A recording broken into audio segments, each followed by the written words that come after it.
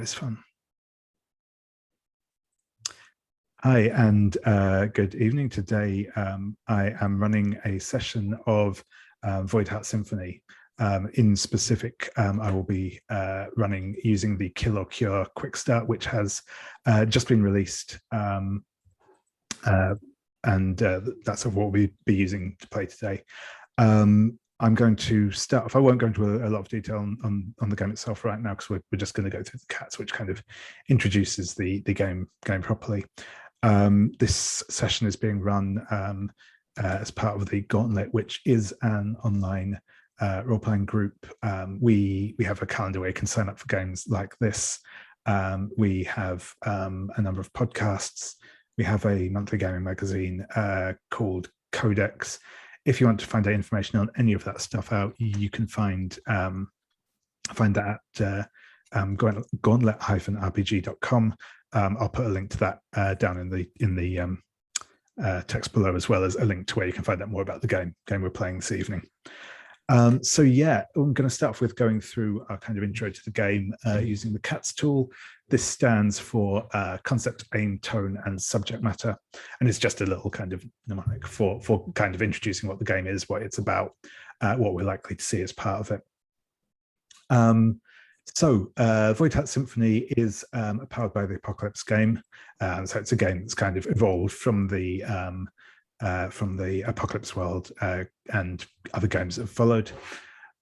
It's a game about a group of regular people living in a city, struggling against abuse of power, predatory capitalism, and various other dark forces that control the city. They do so by breaching the veil between the city and the castle, which is this mysterious other world that feeds and draws on the kind of the more corrupt elements of the city, empowering them, but also kind of reflecting their mind inside it. It is when the player characters, the rebels, as they're often referred to in the game, they can kind of go into into the castle where the sort of the minds of these people that serve the castle, the vassals as they're referred to, their minds manifest as sort of twisting dungeons with traps and monsters and all that sort of thing inside them. It's possible once inside to disrupt the power and even steal the power that the castle grants the vassal, kind of taking the supernatural power away from them and enabling them to be kind of then overcome or redeemed or whatever else through more normal methods outside of the castle, again back in the city. It is specifically inspired by the Persona games, in particular I think Persona 5, though I personally haven't played any of them, so you know, no intimate familiarity with them is required, but that's kind of where a lot of the initial inspiration comes from for this. Psychonauts, that's another thing I think of about this, if anyone played that. I think the new one's just come out. Which I did miss off of that introduction bit, is this game is by Mina McJander of UFO Press, and this game is kind of a sequel to her game Rhapsody of Blood, which was developed as part of the Worlds of Legacy for Legacy Life Beyond the Ruins.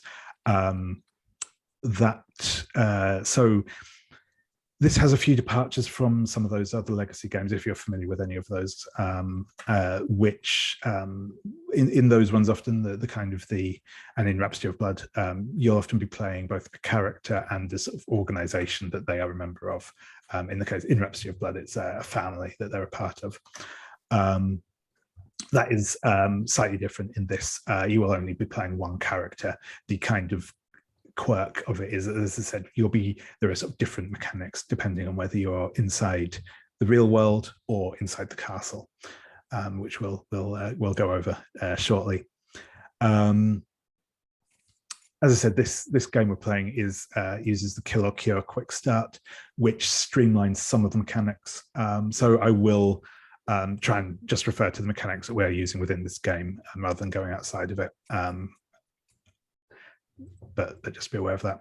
So the aim of this game is as already mentioned, the core loop of the game, the core drive of this game is sort of characters mounting investigations, finding out what's going on with this particular vassal, this particular aspect of the castle that's sort of taking actions in the city, some figure who's using their power and influence to oppress the people in the city. We will have scenes set in the mundane world, and then scenes set in the castle as you kind of go in there and explore. Both in the mundane world and in the castle, you can find out information or take action to stop certain aspects of what the vassal is up to. Our goals of today is to, we have a specific vassal that we will be taking down. And the aim of this game, the aim of our session today will be to try and condense the whole of that process of investigation and confronting the vassal down in sort of one session of about 4 hours.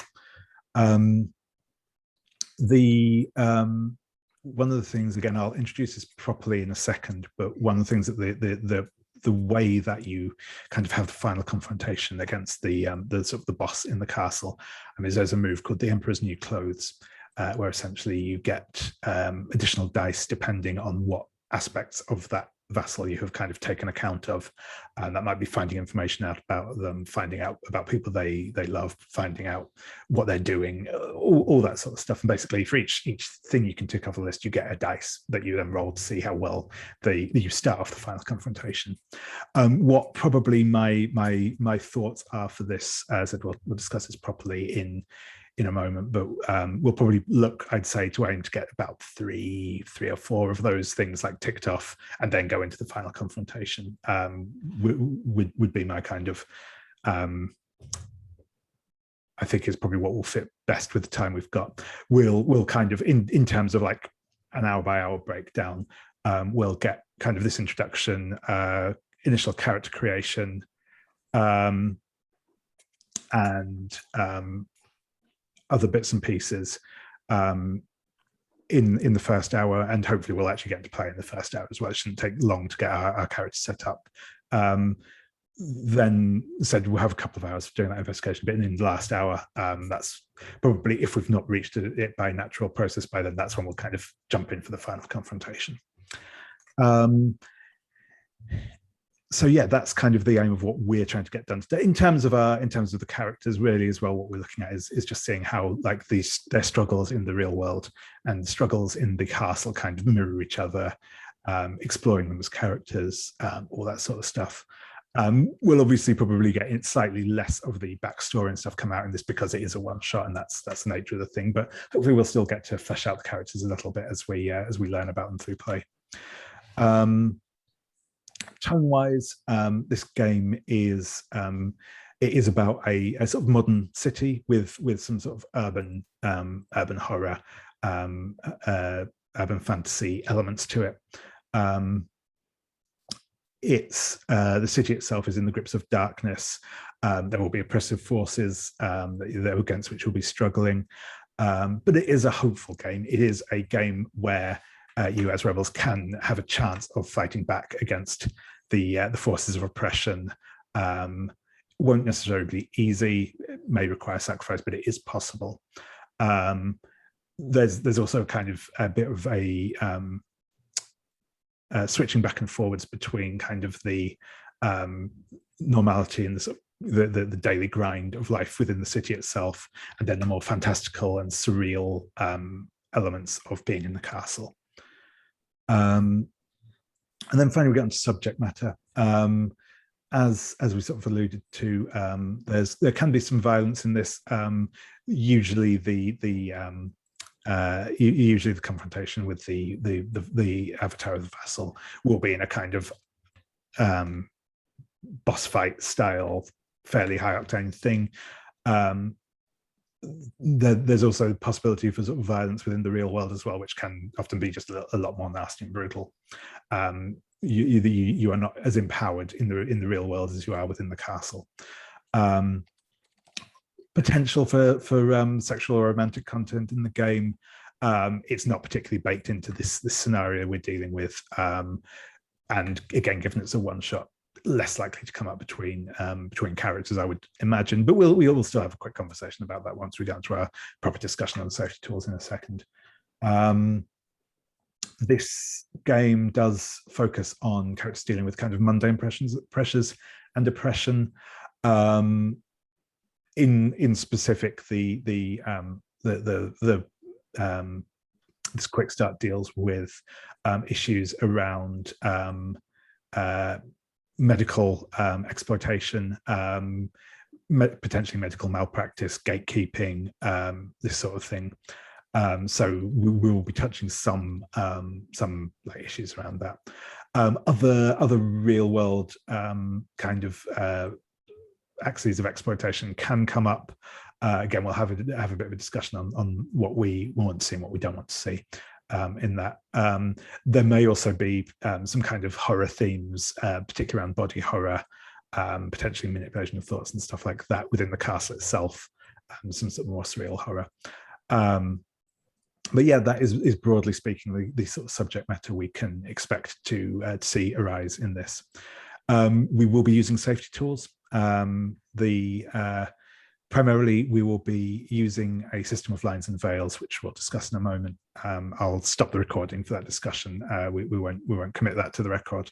Well, we will in physical form, but not on this recording. That will kind of let us decide what we want to see and what we don't want to see in our game. On top of that, we will also be using the script change, which is a safety tool by Bo Sheldon, which has a number of commands like a video remote control. Most universally useful one of these is pause. You can call out pause at any time to just stop the action for a moment. That can be to have a quick out of character discussion between us all. It could be because you're in the middle of delivering your climactic pre-battle speech and the doorbell rings. You know, any reason that you need to just stop the action for a moment, whether that be to deal with something off, you know, out of the game, or to have a discussion about something in the game. That's perfectly fine. That's what sort of pause is there for. Fast forward is there for if something comes up that you just want to kind of skip over. Maybe, you know, said we're dealing with kind of some medical stuff here, so maybe there's like a description of surgery going on. You're like, yeah, actually, I don't really want to have a big like blood and guts discussion about this. Can we just assume that that's happened and move on? We can use fast forward for that. Or just if a scene is kind of dragging on a little bit, it's kind of circling around, and we just want to say, no, can we get up to the point where the action happens? We can use fast forward for that too. Third one that's again of the most useful of these is rewind. Rewind can be used if we just want to make a change to something that's just happened. This might be because we just realized, oh, actually, I've just realized that we're veering quite close to somewhere where we've got a line, so I want to rewind and go in a different direction, so we don't have to worry about going down a direction we're not happy seeing. Or it might just be, oh, actually, I realized the way I phrased that didn't quite make sense. I came across as more aggressive than I meant to. Anything like that, I can just use rewind to make a quick change. That's all perfectly good. And the thing with all these commands as well is obviously we have these commands to use just as something that can be there in the back of your mind. But obviously we can also have those same conversations through natural language as well. That's cool. The important thing is that we work out what we're all happy with and what we want to see. We'll also have the X card in play. This is our kind of safety break. If something comes up in play that you're unhappy with, you don't want to see there, whether that be, you know, because it's again somebody's, you know, in the heat of the action, somebody's forgotten a particular line of veil that was established and you've brought in stuff that you're not happy with, or if you realize partway through, actually, I thought I was going to be okay with this, but I've realized now I'm not. Or even just like you feel like something's a bit tonally off. It's like, actually, you know, this feels a bit jokey for what's otherwise a serious scene. Can we avoid that? Anything like that, you can just call out. You can call out you'd like to X card it. You can, you know, do sort of an X with your hands. You can put an X in the chat at the side. Any of those, perfectly good way. Just invoke the X. Say what you'd like to see sort of removed from the scene. If it's not immediately obvious, it may be from sort of context, but I may need to ask you to just clarify exactly what it is that you want removed. I won't ask you to justify why. We don't need to know that. That you just don't want it there is enough. If you don't want to explain yourselves, you don't have to, and I won't ask you to. That is perfectly fine. My only usual caveat on the X card, which is that I'm often looking at things in other tabs whilst I'm running a game. If you do sort of hands or something in the chat, I might not see it straight away. If you call that will be the quickest way of getting my attention, or the surest way of getting my attention. If you as other players notice someone has like put an X in the chat or something, and I blithely ignoring it, feel free to shout out as well and just say, hey, can we stop a moment? That is those are our safety tools. So I'm going to pause the recording in a moment, and we will discuss our lines and veils and any other bits and pieces we need to do before we get started, and then we'll start recording back up again once we've had that chat. One last safety tool as well, as we'll be playing using the open door policy. This is just simply to say that if at any point you need to leave this call, then feel free to do so. Whether that be, again, like the doorbell rings and you just need to go answer it, you can just go do that. You don't need to wait for to be given permission or whatever else. Just do what you need to do. Again, if you need to go and grab a drink or anything else, just that's fine. Or if you need to leave the game entirely, you realize actually I'm just not feeling it today. The game isn't doing it for me. Whatever else, if you need to leave the game, that's absolutely fine. It's useful if you can let me know, like if you're going to, like, roughly how long you're going to be away, if you do need to take a step away from the game for a bit, or if you're leaving entirely. It's useful if you can let me know, just for managing what we're doing. But you don't, if you need to go, you need to go, and if you don't have time or whatever else to let me know, that's fine. It's not a problem. Cool. So yeah, I'm just going to pause our recording quickly. Cool. Right. So we have we've gone through our safety tools now. Obviously, one thing I didn't say just now, but the lines and veils as well, it's a living document. If anything comes up that you want to add to that, feel free to do so. Again, if you can just give me a poke if you do, just so that I know to let people know to check. But that's cool. But yeah, so what we're going to start off with now is I'll give a very brief introduction to sort of the premise of the quick start. Then we'll look at the characters to play, and I'll take you through what we need to do to get kind of our characters ready to go. So in this quick start, you will be dealing with a man called Dr. Louis Gardner, who is a medical doctor and is the head of the McGregor Clinic, which is a clinic in the city in which you will live. Most of your characters will probably be linked in some way to this clinic, or to people who know this clinic. We'll get into the details on that in a second. The other things that we'll be kind of looking at, so as I said, we'll be looking at taking down Dr. Louis Gardner, which is the thing that takes place within the castle, where you confront an avatar of him, fight that avatar, defeat it, and then that kind of frees him from the grasp of the castle. And depending on which options you choose at the end, it determines sort of what his fate will be and how his life will change as a result of what you've done. I mentioned here the Emperor's New Clothes, which is this move we'll be using to resolve the threat. And that has 6 questions to answer. The way this works is essentially for each of these things that you tick off on the list, you'll get 1 dice. Depending on how many dice you get, you roll all of those dice, take the 2 highest. A bit like using advantage in games that use it, except it has the potential to be more than 1 3 dice if you work hard at it. And obviously usual PBTA stuff applies at that point. Higher the better. Looking at ideally a 10 up, 7 to 9 is fine, 6 minus is worse. The specific things that trigger this, I'm sort of letting you know this in advance, because it gives you an idea of what sort of things you want to be focusing on doing with your characters. Are to confront Gardner in person, as in the real world, to uncover full details of what he's planning, so to do some investigation, potentially in both the real world and in the castle. Meet people that Gardner holds dear. Again, this is something that is possible both within the real world or kind of seeing visions of them in the castle.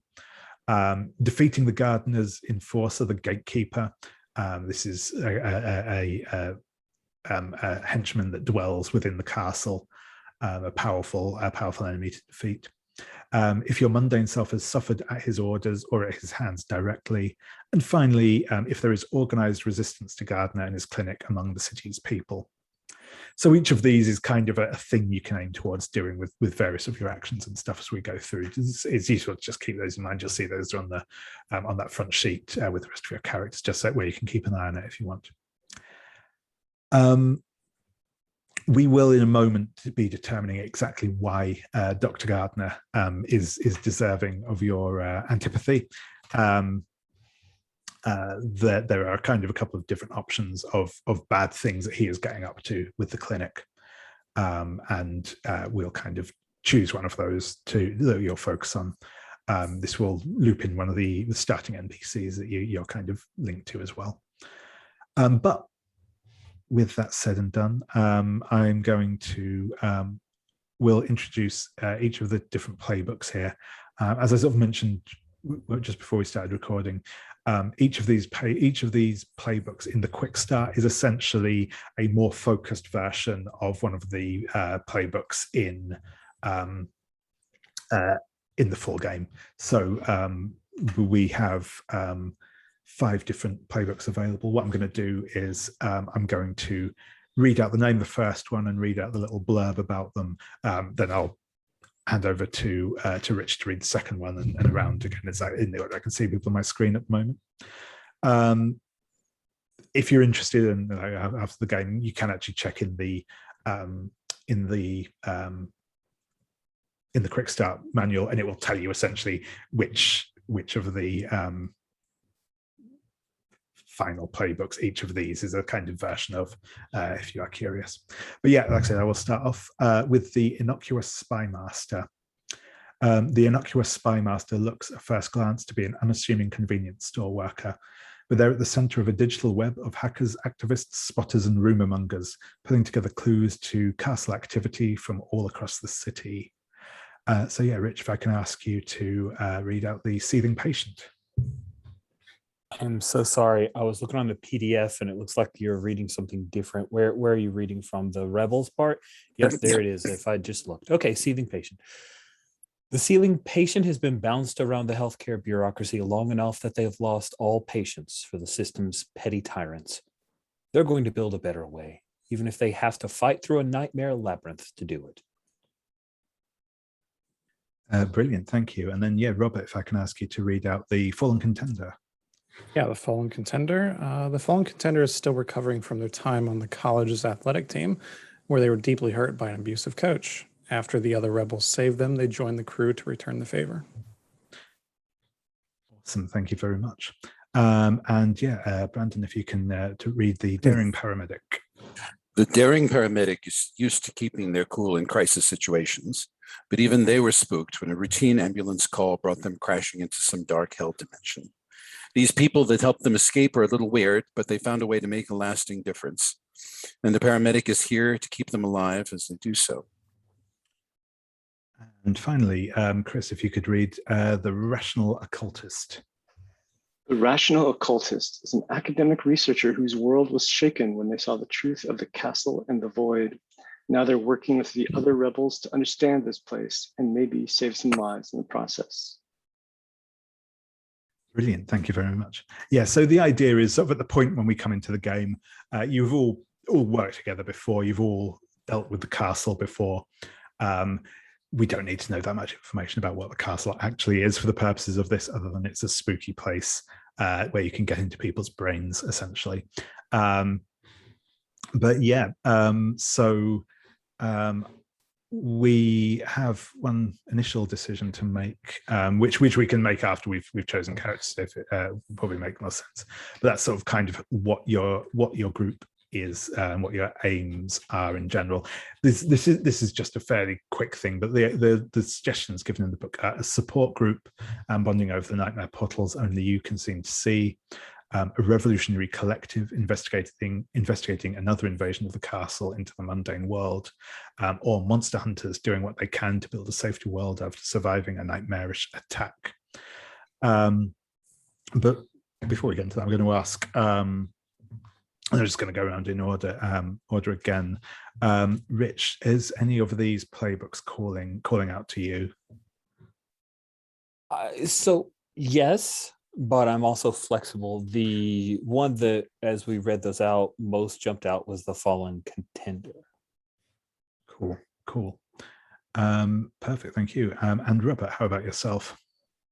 Yeah, I was kind of between the Fallen Contender and the Daring Paramedic. Leaning probably more toward the Daring Paramedic. Cool. And yeah, Brandon, how about yourself? No, the Daring Paramedic was the one that was talking to me. Cool. And Chris, how about you? I was thinking of the Rational Occultist. Maybe the Innocuous Spymaster, but probably the Rational Occultist. Yeah, awesome. Yeah, so I guess I'll come to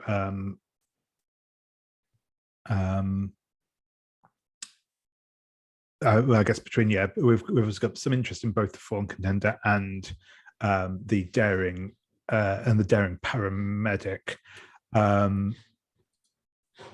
So I guess which is there another one that one of you would be interested in outside of those? Again, I can just go with whatever. That's fine.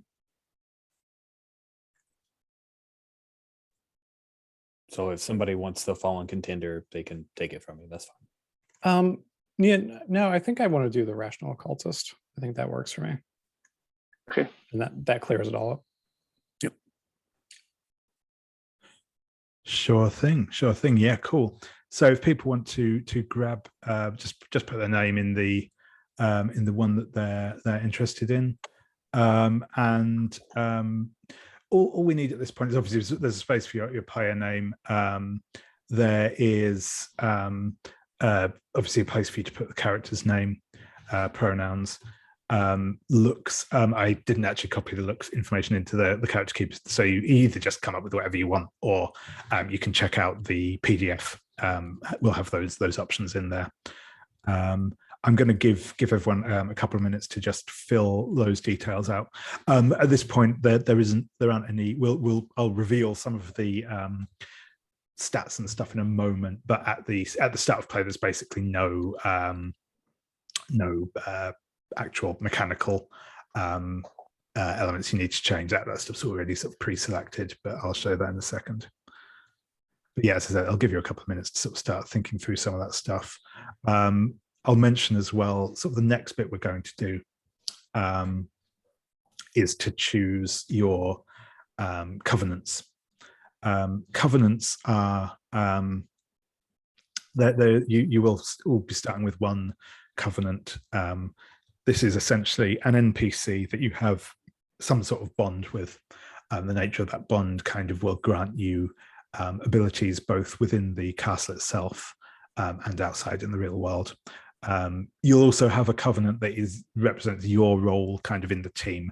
This has been pre-selected for you, so there's no choice to make there, but your covenants will be, as I said, will be something that you can choose. I'll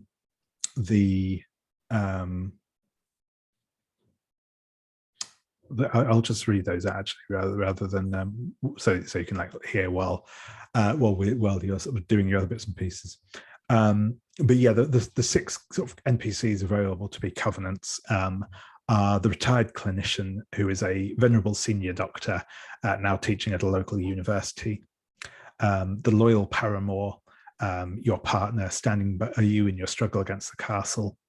The trapped spectre, the ghost of a deceased patient haunting the clinic's halls, the ailing patient, who is a sufferer of a chronic illness, largely resigned to their fate, the joyful barista, who is the owner of a cafe near the clinic, happy to set aside tables for patients to meet with family and friends, and lastly, the clinic cynic, a junior nurse at the clinic, masking burnout behind nihilism. So those are kind of the six Covenant NPCs available. What we'll do in a second is you'll choose one of those that you want to be linked to your character. Then you can fill in a little bit of detail about them just to let us know sort of who they are, what they're like, on top of like the role that they have and kind of how you know each other. Once we've got those selected, we will then determine what it is that you've realized is going on at the clinic. And that will set out what our kind of initial starting point is going to be. That's probably going to take us up to our first break as well. We'll take a quick break there, and then we'll come back and dive into things properly. Cool. So when I read out the Fallen Contender, the first thing that my mind jumped to dances on, well, it doesn't dance. It hits a line in the character's backstory, but so I wanted to check in, like, it's like the immediate thing is that it's a gymnast. And because I guess at the Olympics recently, I think maybe I'll just walk away from it, just put that aside, because you saying it out loud, I realize bad choice. So I'll move on. Okay, no worries. But it can, right. Well, it can be a different kind of drama, of course.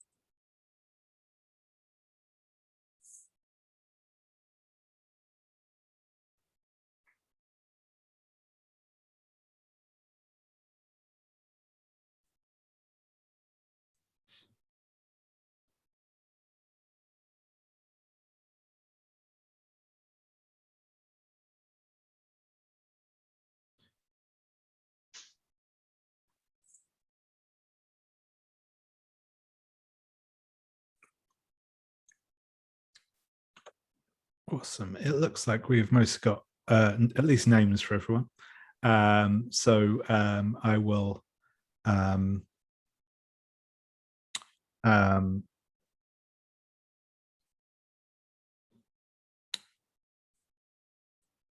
will lose my train of thought. No, yeah. So what I will do is I'll just sort of go around, ask each of you to just introduce yourselves, because we haven't done that yet on the recording, and then tell us a little bit about your character to the extent you have them so far. We'll drive out more details about them within play anyway, but just their kind of initial sketch of them to give us something to get to grips with. So I'm now going to go in order through the character keeper. Chris, if I can ask you to introduce yourself and tell us a little bit about who you'll be playing this evening. Introduce myself, the player. Yes, sorry, that's right. Yes, yeah. okay. So my name is Chris. My pronouns are he, him. I'm playing Tristan, the Innocuous Spymaster. It's also he, him, who is scruffy and surly with watchful eyes, much like that photo. And in the other world has a pristine military uniform. But looks nothing like that in the real world. Perfect. No, that's great. Cheers. Thank you very much. Rich, if you would like to introduce yourself and again tell us who you'll be playing this evening. You bet. I'm Rich, use the he, him pronouns, and also GM on Gauntlet. Happy to be playing. I am playing the Fallen Contender, and the name of my Fallen Contender is Matt McLean. He's a college baseball player, 5'11", 180 pounds, and he dresses in very clean athletic gear most of the time, but you notice that he has slightly wary eyes. Nice, thank you very much. And Brandon, again, if you'd like to introduce yourself and tell us who you're playing this evening. I'm playing Marissa Taylor, the Daring Paramedic, 35 years old, although she looks a little younger. Has a customized uniform that doesn't quite conceal extensive tattoos, which are obvious when she takes her jacket off. She has sunny disposition, laughing eyes, often sarcastic, and always sleep deprived. Perfect. Thank you very much. And Robert, if you'd like to introduce yourself and tell us about who you're playing. Yeah, so Robert, he, him pronouns. I'm playing as Felix, the Rational Occultist. Felix, kind of, very much professor-like, sturdy coat, some, bright, shiny glasses, kind of sunken eyes, doesn't get a lot of sleep. Spends a lot of his time, he's a rational occultist, so he's very tired. It's an exhausting job. Perfect. Thank you very much. Awesome. So we've got a little glimpse of our characters now. As I mentioned, the next thing we'll be doing is to pick one of the covenants you would like linked to your character, and then give us a little information about who they are and what they're like. So if you'll see, I've unhidden the covenants row in the drop down now. You'll see you'll start off with a crew covenant that's already set for you. You don't need to do anything with that. There is a question there which we might come on to in a second, probably once we come back after the break. And then you can then choose.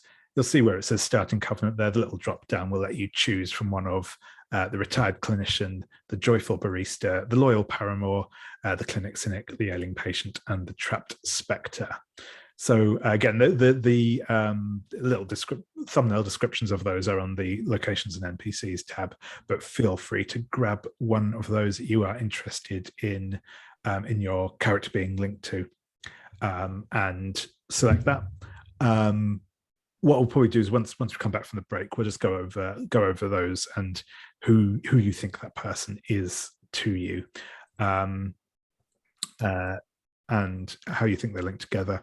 I don't think this needs to be unique. If two characters want to have the same type of character, it may be a different person or not. We can discuss that when you get back. And obviously, if you want to pick a different one each, that's also cool.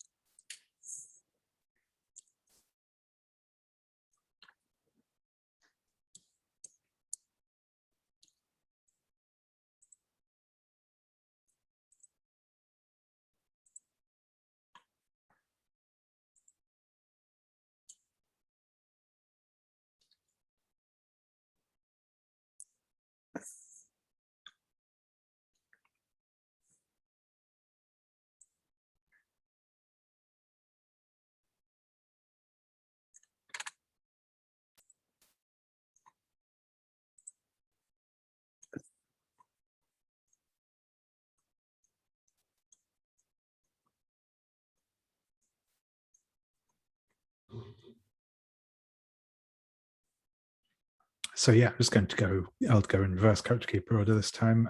So I'll start with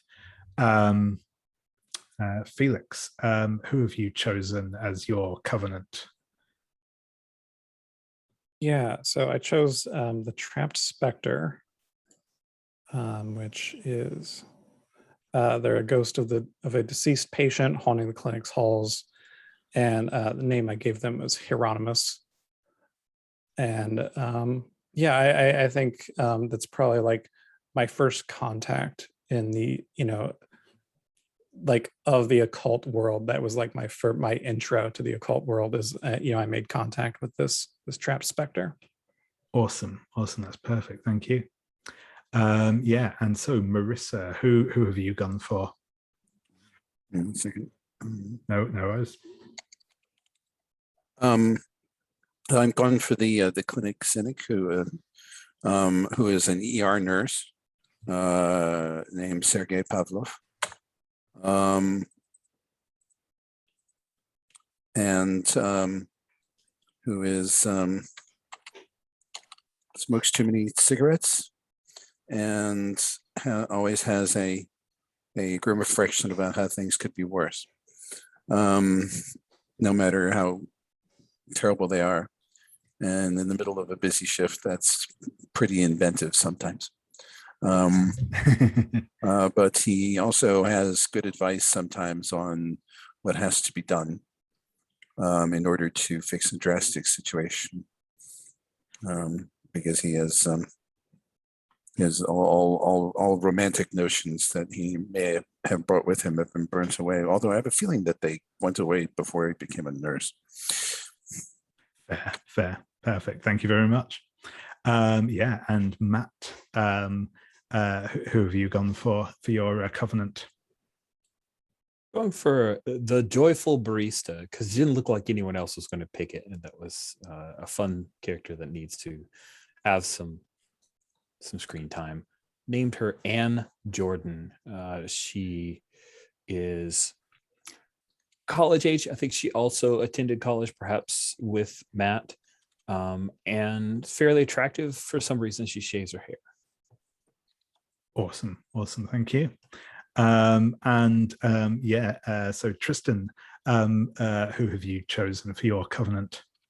I've chosen the ailing patient, Beth, who I worked with at a previous job before she fell ill, and she is sometimes my rock, and who can give me perspective on my problems, and sometimes is just a total pessimist and ready to see disaster and everything, catastrophizing that. Awesome. Thank you very much. So what we'll do now is we'll take a quick break. I will not homework per se, but what we'll be doing when we get back is we'll be choosing what it is that is going on at the clinic, or what you think is going on at the clinic, and this will then be tied to one of the covenants as a kind of our inciting incident, as it were.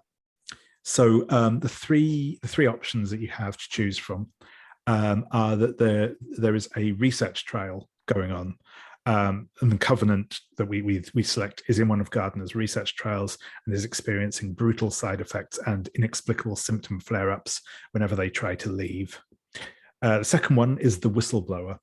The covenant has dirt on the clinic and came to you to keep them safe and help spread the word. Dr. Gardner is now trying to end their career, and they dream of scalpel-fingered specters. And the third one is Exclusion. The covenant desperately needs treatment, and Dr. Gardner took great pleasure in denying them care. He spread word that they're a troublemaker and treatment seeker, and now no doctor will see them, literally. Something hides them from other clinicians' eyes. So those are the three. We'll choose one of those three to be our kind of the thing that we're going after, but we'll do that when we come back from the break. So just to give you some food for thought over the next few minutes. So yeah, if we take just over 5 minutes, so if we say come back at 22, and then we'll find out what we're looking into and get started.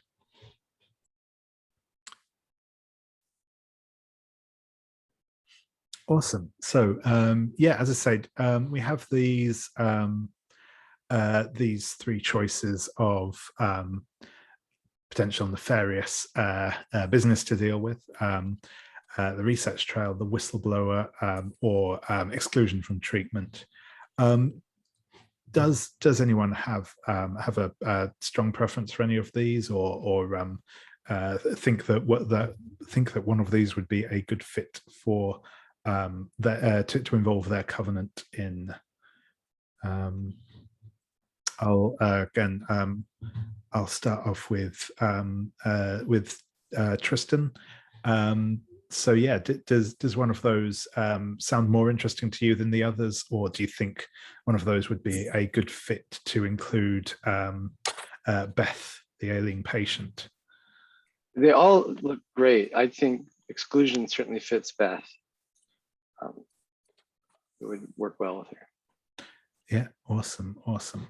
And yeah, Matt, do you is there one of these that kind of you'd really like to engage with just in general, or alternatively one that you think Anne might make a sensible choice to be the target of, as it were?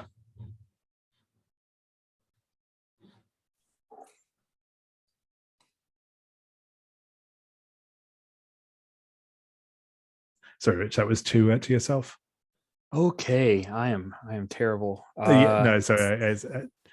Is there a place where this is written down? Because you list them out and my brain just can't follow all yeah, three no at the same worries. time. On page 5 of the overall like PDF. The overall, the 40 page PDF? Yeah, that's right. Yep. Just down at the bottom of that page. Yeah, so I didn't put these over into the It's okay. It's okay. You did like 3 times in a row and I was feeling really stupid, but I just couldn't. No worries. No, that's fine. I mean, whistleblower seems like it throws you straight into action because you got somebody to protect and something to throw out. So that'd be the one that first jumps out for me. Sure thing. No, that's cool. Thank you. Yeah. Oh, sorry. Go ahead. So I was just thinking the clinic cynic might be good for that. Somebody who actually works in the clinic. Oh yeah, that totally sure. could be cynical because they really know. Yeah. So I'll come around to you next then, Brandon, Marissa. Well, for my covenant, the whistleblower makes no sense. But you know, having the ailing patient be in one of them. But Sergei, you know, you nurses, especially ER nurses, see things. Yeah. So the whistleblower wouldn't make sense? Is that? The whistleblower makes perfect sense. That's what makes perfect sense. Oh yeah, okay. I said for my covenant, the whistleblower makes the most sense. Yeah, awesome. No, that's cool. Thank you. And lastly, yourself, Robert, Felix. Which are you liking the whistleblower? Yeah, I like the whistleblower. I was trying to find a way to get to that actually, because I thought that was a cool idea where, you know, my covenant would have knowledge, but like I would struggle, you know, like how do I bring that knowledge to light? Because my covenant's a specter. Yeah, you know, I don't have a person that I can just say, you know, hey, they said this. They're a ghost. It might first, and for mine, it might. I don't know if it explains the cynicism, but it kind of justifies it. Yeah, absolutely. So yeah, that makes sense then. So for the well,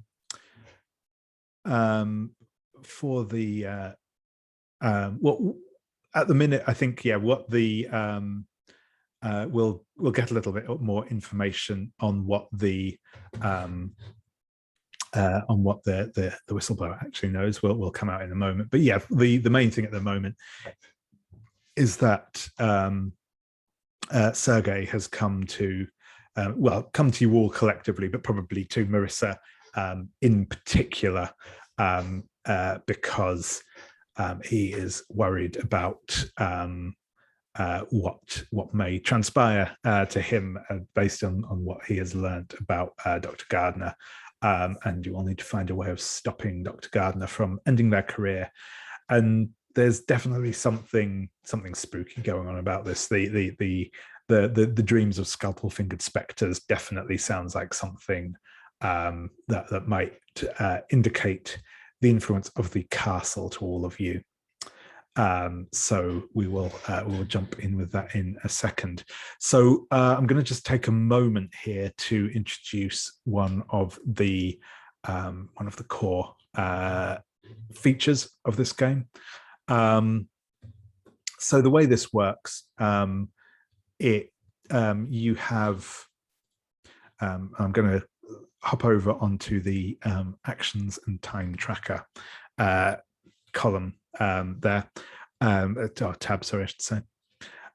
So the way that the game works is that we sort of play in turns, essentially, that represent the passage of a day, or the passage of many days, I should say.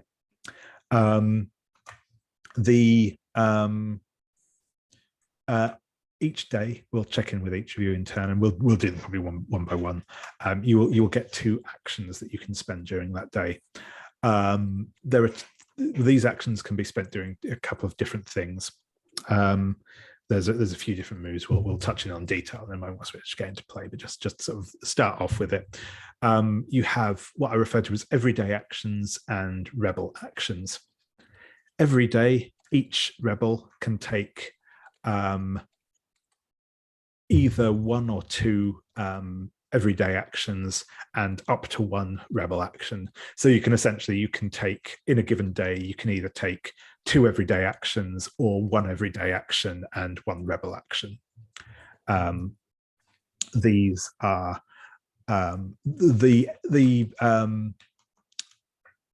everyday actions focus on you essentially trying to live your life and deal with your more mundane problems. The rebel actions are to deal with the specific stuff that you're doing to try and pursue the vassal in the city. So we'll touch in on the everyday actions in a moment. The rebel actions that you have available to you are either to pursue a goal in the city.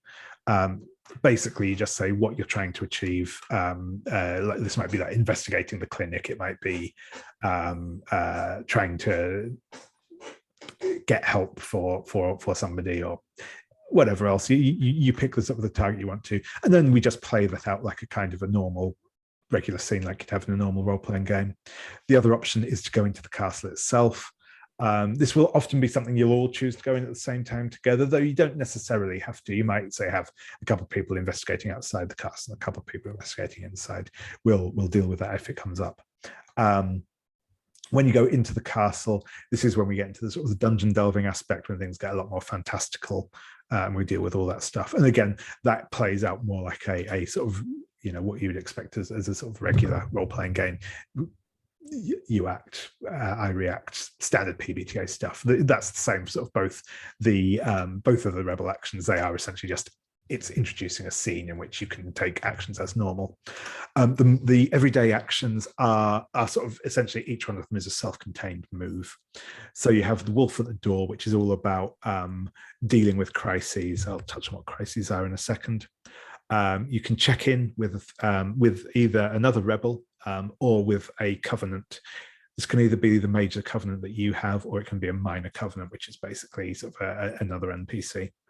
And this will trigger a hangout move. This is a way of dealing with some of your conditions and stuff. We'll touch on what hangout moves you have in a second. And finally, there's let your hair down. This is just a straight up way of trying to get rid of conditions that you've taken whilst in the castle, and dealing with other kind of bits and pieces like that. So that's a kind of overview of what we'll be looking at doing with our actions. So I'm gonna turn our attention first back onto the Rebels page. I'll open up the City tab first. The city this will basically be how actions work when you're in your mundane form, when you're in the city, whether that be just trying to live your life or investigating the vassal. We have what you have here is you'll see going down in this tab. You have the what are called gauges: blood, lack, infamy, heat, and fealty. You have a number of ticks in these. These work like a combination, like harm track or stress track and stat. When you are acting within the city, you're essentially trying to do your best to struggle against the various pressures that you're working under, and that determines whether or not you succeed or fail at things. I'll get into the exact how of that once we actually get to roll the dice. I'll go into details on it now. You will all start as well with one crisis that affects one of your gauges that is imminent. This is basically something that your character is dealing with. While they are still dealing with that, the gauge in question will always be rolled with disadvantage. That's to say, you'll be rolling 3 dice, picking the lower 2. This is Wolf at the Door is the specific everyday action that is used to address either your crisis or somebody else's crisis for them. So as an example, Tristan the Innocuous Spymaster starts off with a crisis in heat. Your last target is out for revenge, trying to find who runs a conspiracy that took them down, make sure they don't uncover your network. So that the text in there is basically just to give some flavor as to why it is that you're currently experiencing problems. The problem is that you'll be rolling all heat rolls with disadvantage until you have quelled that particular crisis. You'll also notice underneath that you have a number of city moves. These are things that have been unlocked by your covenants, both your team covenant and your covenant with one of the NPCs. So those are the next bits down there. They work like moves do normally in a PBTA game. Exactly what they do and how they trigger is all dependent on which specific move you have there. You also have Hangout Moves. These are triggered when you check in with either another PC or with your relevant character. So for instance, when you hang out with the ailing patient, then you trigger their hangout move. When you hang out with another PC, you trigger each other's hangout moves, and there's also a roll that happens. But that's sort of your city side stuff. So I hope that makes at least some amount of sense.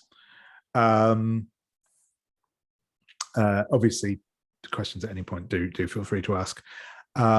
So what we're going to do is I will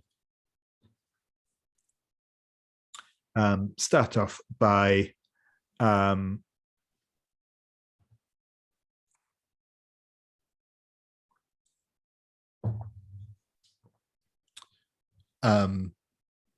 sorry about that. Yeah, so we've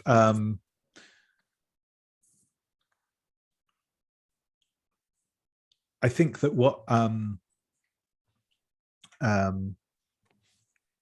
the initial information that I'll sort of present to you, this is what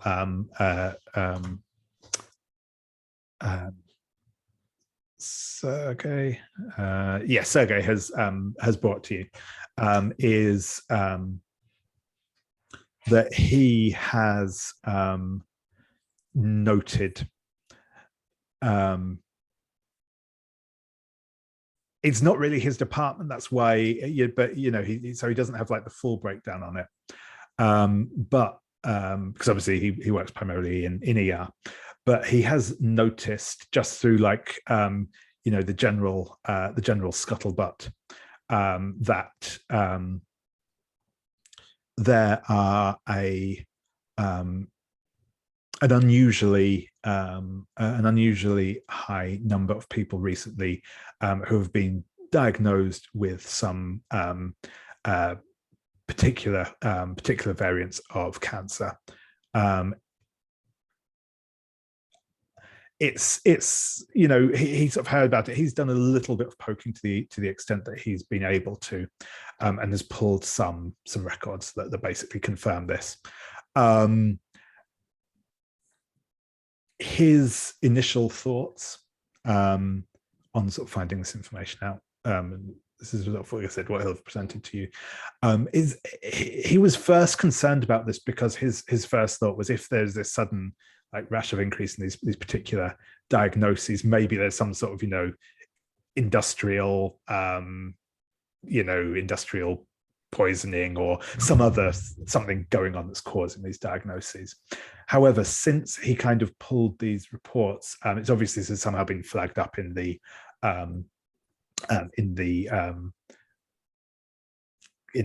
sort of IT department or whatever at the clinic, and since this has happened, he has noticed that he's being like watched by security basically at the clinic. He has also reported these strange dreams about these scalpel fingered specters, which he thinks are probably nothing, but that's probably more something he kind of says to you over a drink, Marissa, rather than as a sort of like thinking it's actually a serious thing. Though it has clearly got him shaken up, and that's, I think, the thing that's most convinced you that something is going on here, is that this is shaking him up. This is, and that's not what he's normally like. But yeah, with that kind of setup, we'll go through and we'll just do kind of an initial run of checking what actions people want to take. So sort of like I said, initially,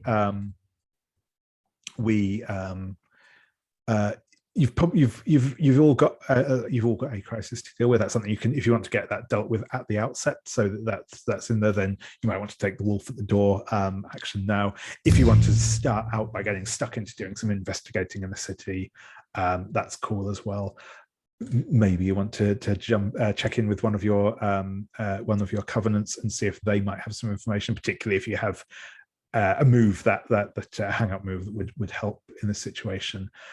Or we could even go into diving straight into the castle if that's where people's interests lie. I will come to you first, Marissa. What do you think you would like to do for your first action here?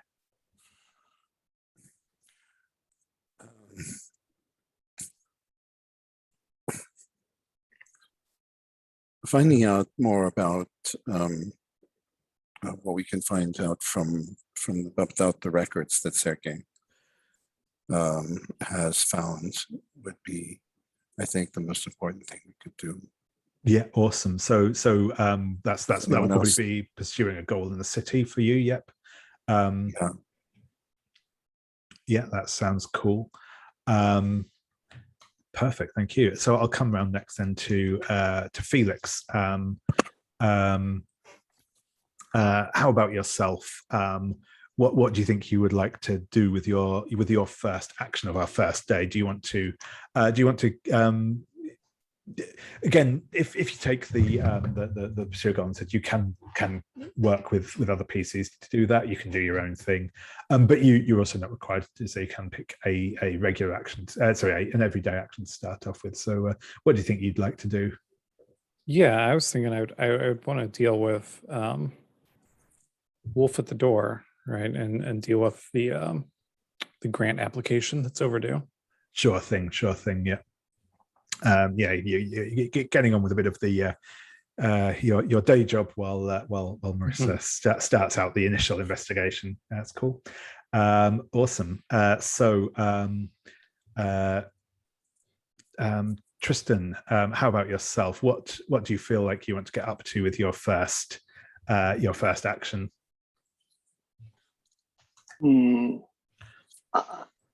I'm interested in the investigation too, but I think I might. Yeah, I'm just going to deal with the investigation. Just help out Marissa however I can. Yeah, cool. That's awesome. Matt, how about yourself? What do you think you want to start off the day doing? Risking eviction, I think wolf at the door for me. Sure thing.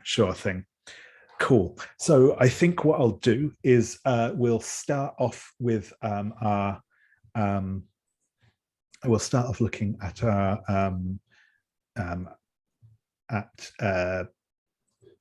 Tristan and Marissa doing their initial investigations. Then I'll check in with the two of you, sort of with your Wolf at the Door scenes whilst we go through that, while we play that out. Yeah. So yeah, I'm going to check it. So obviously, you said initially you're going to be looking into these records that that Sergei has managed to get his hands on. Marissa, Tristan, do you think you're working directly with Marissa on this, or is there a separate angle that you want to pursue?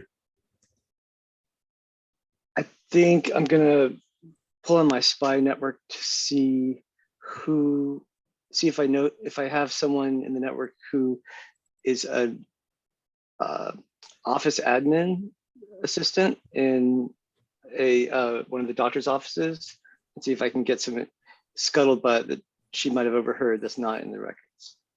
Yeah, awesome. I like that. Or see if you can find out where it is. I mean, yeah, this might be a physical record we have to borrow. Yeah, awesome. Yes, indeed. Yeah, so I think what that sounds like to me is your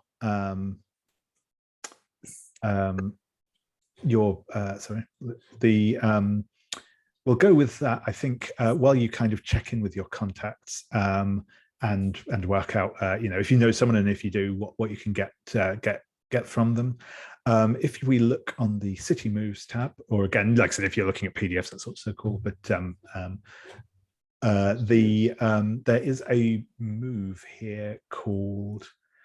I think what we'll do here is we'll go with a connect move. This is when you try to connect with somebody by convincing them you're worth their time, check against luck.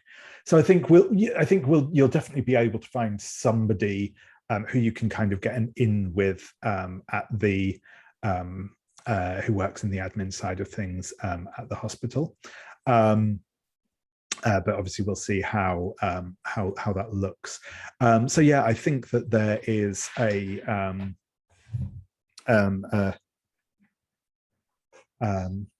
young man, probably not long out of college, kind of working at an entry level data entry job in the finance department of the hospital, of the clinic. His name's Anton. You're able to kind of probably. So how do you think you do get in touch with him? Is this like meeting him on his lunch break at the outside the clinic? Because he's not. Him? So yeah. Sorry, because he's not. Because I'm rolling connect, I'm thinking he's not himself in my network, but somebody who is in my network sort of called him out to me and brought him to my attention. And I think I'm meeting him at lunch in the cafeteria of the hospital, or is this in the hospital we're thinking, or in the clinic, or is this like or it could be so there is if they're in finance or something, it might be somewhere else. Yeah, so yeah, there's possibly where you're actually meeting him for lunch is there's a just outside, sort of just a block away from the clinic, there is like the Sunrise Food Court and Mall, which it's kind of a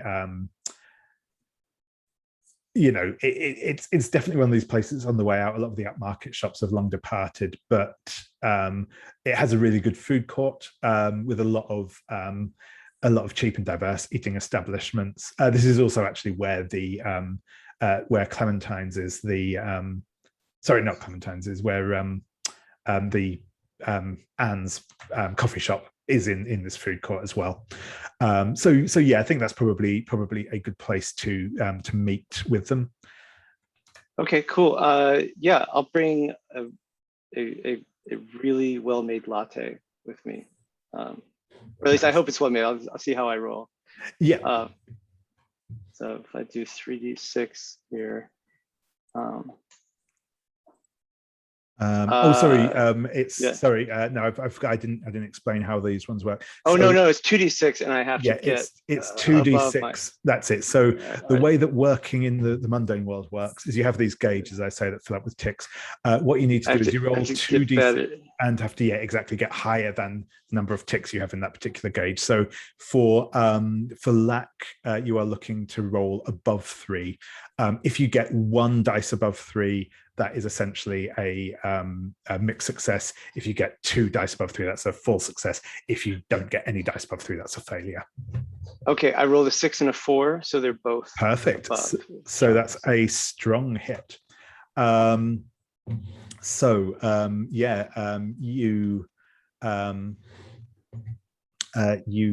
on a strong hit, they will essentially they'll start off by kind of doing what you ask of them, but I'll read it out properly. So on a hit, they'll give you a chance to make your case. They'll answer a few questions or do a minor favor that doesn't risk their own standing. On a strong hit, you can also pick one of the other options, which is that they reveal far more than they normally would. They help you access a restricted location or valuable item, or you hit it off and you add them as a minor covenant. I think we'll come back to that scene actually in a second, and I'll check in with. I'll come back around to Felix first, I think. So yeah, you said that you were going to use the. You were going to be focusing on your grant application. Yeah. Cool. So yeah, the wolf at the door. As I said, this is one of those kind of self-contained actions, as it were. So when you do what it takes to keep the wheels turning, quell a crisis, yours or somebody else's, pick how you do this and what it costs you. So basically, you'll just narrate a little kind of vignette scene of what it is that you're doing. And the 3 options that you have are either that you put in the work, you mark a condition and say what you do and how it gets to you. You call in a favor, you fade an NPC covenant. So basically you would untick your ghostly friend and say how they help you. But they also basically have to hide from the castle, and you'll lose access to some of their stuff while that's the case. And finally, you ask for help. You ask the other rebels for assistance. If one of them agrees, they say what they do to help out and mark a condition. But yeah, so what do you think that you are doing to keep the wolf from the door? I think, I'm trying to get some research data for my, this research group for the grant that I'm working toward. So I almost wonder, like, do we all know each other? Yes, you Okay. you do all know each other. You will all you'll, like I said, we it's assumed that you are kind of this like rebel cell. You have dealt with a castle before. You may still only be at the beginnings of your career, but yeah, that's all kind of our assumed setup for this. So based on that, I wonder, like, I'm trying to build towards some grant, doing some kind of research on, really, if you're doing any kind of research on anything with people, you need a baseline. And so I wonder if I reach out to Matt McLean to give a baseline for, like heart rate, like, hey, just come and jog on this treadmill, give us a baseline for your heart rate, your, all your stats, we'll pay you. Maybe that's too convenient, but. Yeah, it's probably less than he'd make as a personal trainer, but anything to help out Felix is no problem. Yeah, I can do that. Yeah, and I imagine that, like I offer, I offer to pay, but it's not much, it's just whatever I'm given toward working toward a grant, right? So it's basically like you're getting paid for jury duty, you're getting your $15 a day. Mm-hmm. Sure thing, yeah. If you're asking one of the other rebels for help, if they agree, I guess, if you want to say like kind of what your contribution to this looks like, Matt, then you will need to mark a condition, which you'll see it kind of towards the top of the rebel sheet. They are similar to, but not quite the same as in masks. But yeah. Oh, these are like, interesting. Trying to think. I think I'll go with overwhelmed, because Matt like breaks up time that he should be doing personal trainer stuff, and he's trying to give extra time to Felix, and so he's just a little bit overwhelmed by all of this. And he's Tristan's I'm sorry, not Tristan. He is Felix's willing guinea pig.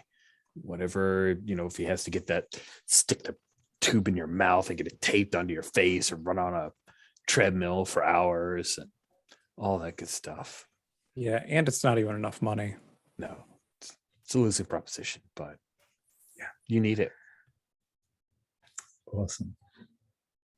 That's brilliant. Thank you very much. So I'm going to switch back over to Marissa. Marissa, you have these files that Sergei has provided to you, and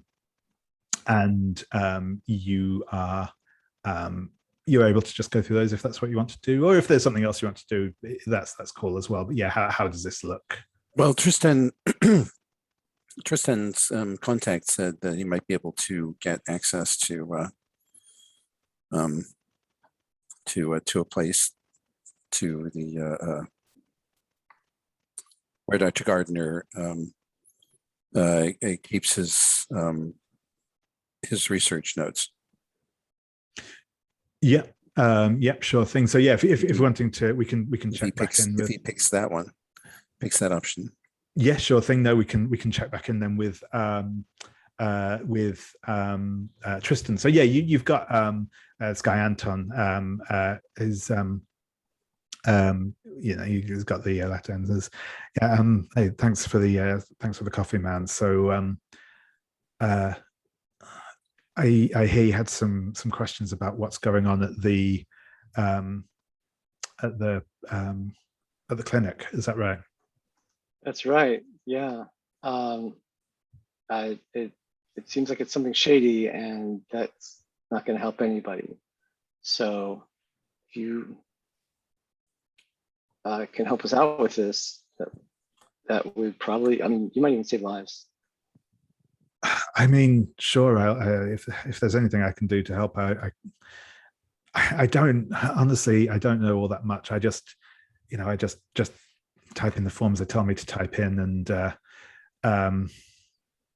it's all signed off by doctors and that. So I don't know, but like I said, if there's anything I can do, yeah. Sorry, it's a strong hit. So I guess what I want, is there a specific document we're looking for, or is it not that you're aware of yet? It's obviously potentially something to do with the treatment records, or something you want to get into.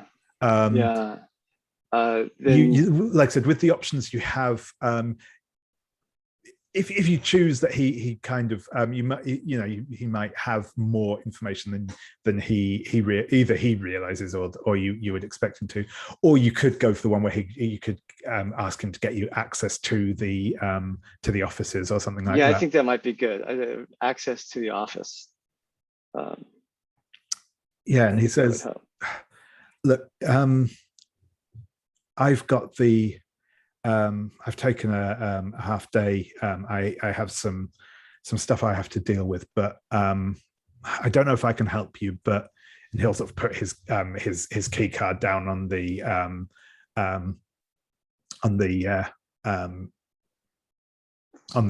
table. Yeah. And he says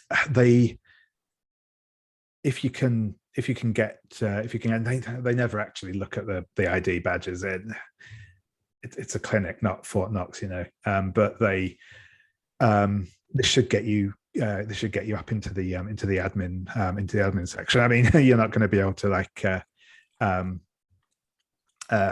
get away with running off with a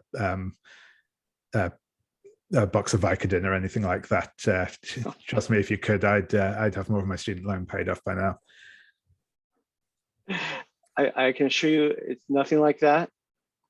Thank you, and we'll be totally invisible to anybody who really is in a position to care. And I'll get this key card back to you tomorrow morning. I'll leave it in the parking lot of the clinic. Sure thing. Thanks, thanks, man, and thanks for the coffee. He'll kind of, pick up the cup and head on out. Okay, cool. Yeah. So with that, yeah. I can bring this back to Marissa, the key card, and we can switch to somebody else for the moment, but we can plot our next move. No, I'm Dr. Gardner's out this afternoon. He's going to be seeing patients, so I'm just gonna think I'll just go in and do a little informal audit. Sounds and good. See what I can find. Sergei's given me a clue to where to look. So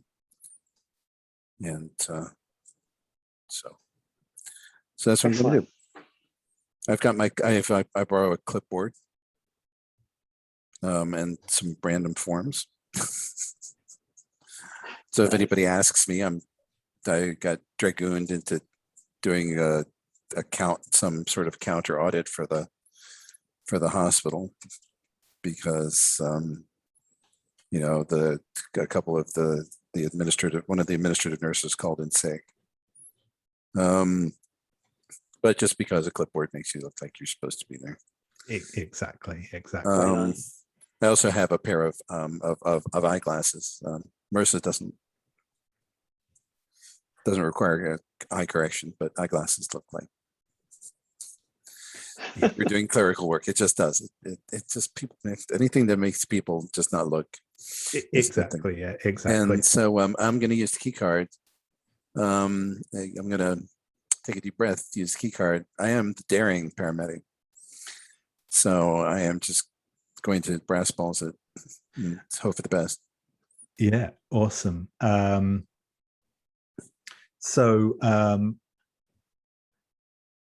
think we will go for, there is a move on City Moves tab called Pass Beneath Notice, which is when you try to pass beneath notice, check against infamy. On any hit, you do it long enough to get what you wanted, but it costs you. And then basically, depending on how well you do, you have a couple of different things to pick from. So yeah, that is a check against infamy. So I believe your infamy is 3. So yeah, you're looking again to get to roll 2 dice, look above 3s. Miss. Okay. So nice, right off the bat. Yep, that is fun. So what I think as you're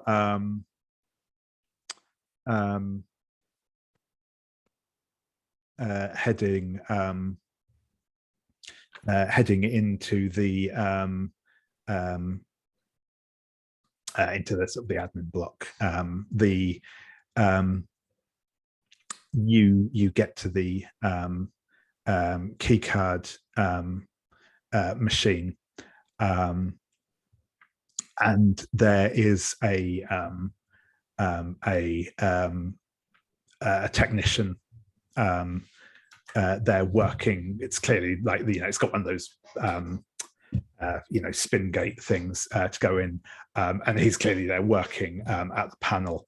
And there is kind of the gate to the side of it that is open, but you recognize that the man standing kind of at the gate, clearly kind of looking at people as they go past, is Brian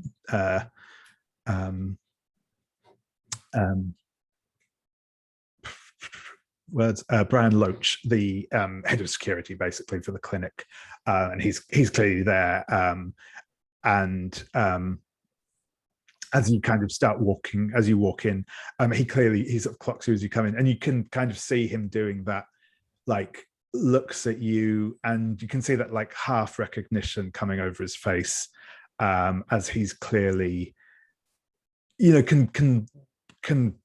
has seen your face around and clearly recognizes not, it doesn't necessarily know who you are off the top of his head, but definitely you get that glint of recognition as you're kind of walking in.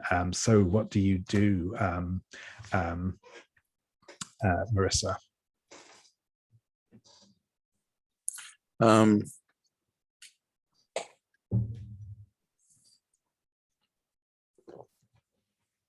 Hey, Brian, I got stuck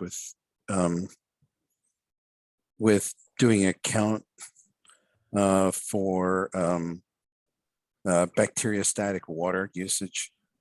You know, in the recent studies, evidently a couple of boxes of vials have gone missing. I mean, it's like, who cares? But somebody has to do it. And Marilyn down in admin didn't show up. And so they grabbed me to do it. Like I don't have enough to do here.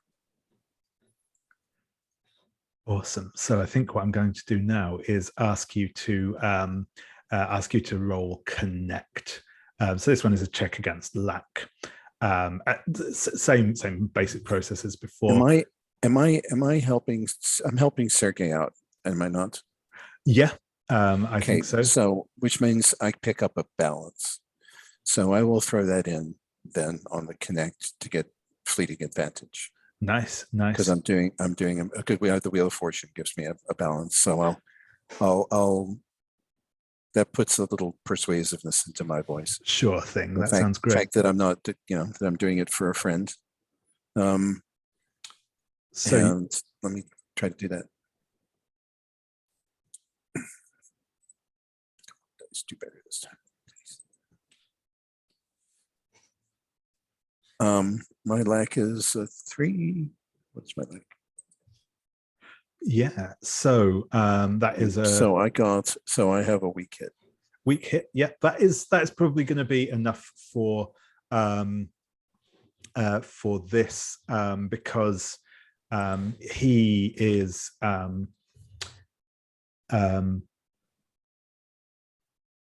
he'll do a minor favor that doesn't risk their own standing. So, and I think that absolutely follows for this. He recognizes once he starts speaking to him that it clicks. Oh yeah, obviously you work here. Maybe this isn't like the department you're specifically supposed to be in, but again, it's not like a high security area. So he kind of says, "Sure, go on in. I'm, you know where you're going, right?" Yeah. I act as if yes, this boy, I've been given a boring assignment, but someone has to do it. Yeah, I'll be out of your hair soon. Awesome. So yeah, you will be able to get in and get up to the way you're going to. We'll come back to that in a moment. I'm going to check back in with Matt. So Matt, again, you said you were going to be keeping the wolf from the door as well. So we'll check in. I won't go into the moving full detail again, but yeah, once again, you get to say what it is that you're doing to kind of do this, and whether you're going to put in the work yourself, call in a favor from an NPC, or ask for help from another rebel. I think the problem with Matt right now, he's a personal trainer, and he's been short on money for this month's rent because maybe in the pilot episode of this, he ended up sacrificing a few of the folks who he was teaching, and they got caught up in some things. And so now he's a personal trainer with nobody to train. I'd like to call upon the joyful barista and see if she can help me drum up business. She's at the cool hangout place, but like can't exactly put things up at the coffee shop, but maybe she can get the word around for me in hopes of getting some new clients. Yeah, awesome. That sounds good. And I think what we're going to get as a sort of sign that maybe the castle has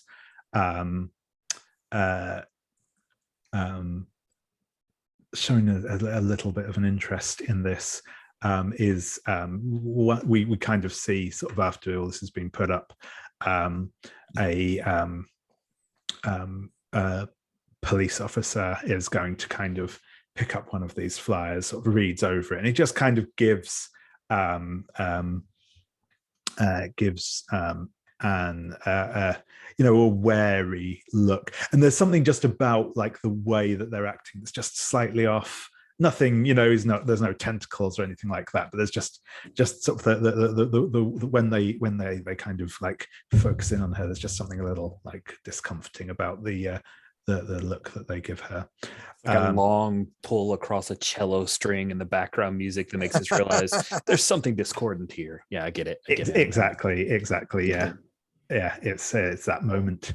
You can. And sorry, I forgot to mention to you as well, Felix. You can unmark where it says imminent against the crisis next to your thing, and that means that you're no longer at disadvantage when checking against lack.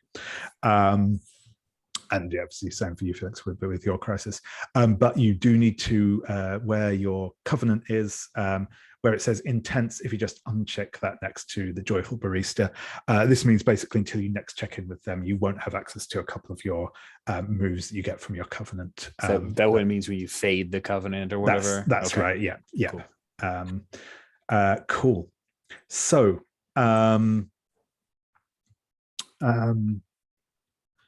I think what we'll do is we're coming up to the up to 1:30 again. So I think what is it in specific that you're looking for, Marissa, in the admin section at the hospital? Well, Sergei's contention was that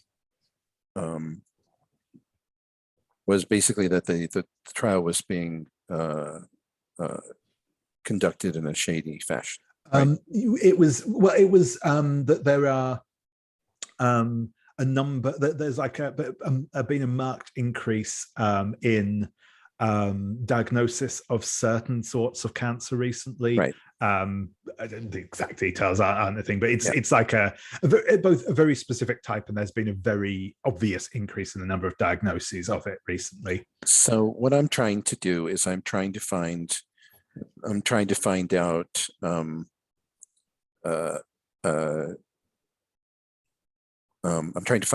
who's what do these people have in common? And specifically, they're being taken care of by Dr. Gardner. They're involved. They've been given a new medication or an experimental medication. They or something like that. So I'm just going to be using my phone to photograph some patient records and then paw through them later. I just glance through them quickly to try and find things that look hot. Snapshot as much as I can and then get out of there.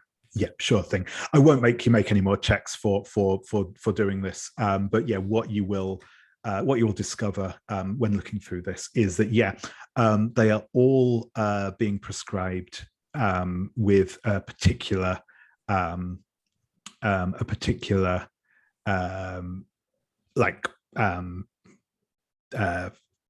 chemotherapy regimen that does seem to be, as you mentioned you were looking out for, it does seem to be experimental. It's a new thing that's currently under trial that they're all being diagnosed with. The other thing that you realize is that stands out to you as being off is that in all of the cases that have been that these have been in, Dr. Gardner himself has basically signed off on having the biopsies and stuff back from the lab, which is not normal. That would be someone far more junior than him would be doing that sort of aspect of it. It would probably just be a technician normally. So that is definitely a red flag, as it were. Right. So the question as to whether these people actually have this cancer or not. Yeah. Or whether they're just they're right. They're trumping up diagnoses in order to get people into this experiment. Yep, exactly. Right. That's what it reads like to you. Yeah. Okay. All right. Oh, that definitely reads like the strong possibility from what you've seen. Yeah. No, that'll do. Perfect. I get out there. I think I wave to Brian, saying good luck with the scanner, and I get the key card back to Tristan to return to his friend. And for my second action, I'm going to go to bed. That is very fair. Awesome. So we'll take another quick break now. Again, about 5 minutes. Again, probably call it back about 22, and then we'll pick up with some more actions, and then possibly a sojourn into the castle. We shall see. But yeah, see you all back shortly. Okay. Awesome. Thanks. Cool. So we'll check back in for everyone's second action. So obviously at this point, as mentioned before, Matt and Felix are both capable of taking a rebel action if they wish, though may take another everyday action as well. That's fine. Otherwise, but Tristan and Marissa must both take an everyday action. I'll come back around because you mentioned just before we went on our break, Marissa. You said you were going to get some rest. Which of those are you going to deal with? Is that? I think this is on me, and I will mark a condition myself. Sure thing. And I'm tired of talking to people, so I'm going to mark callous. I mean, I'm not talking to you all, but I'm tired of talking to,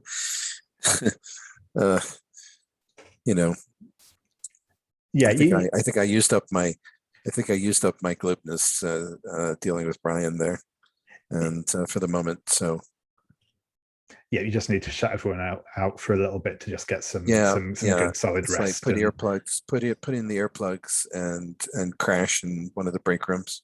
Yeah.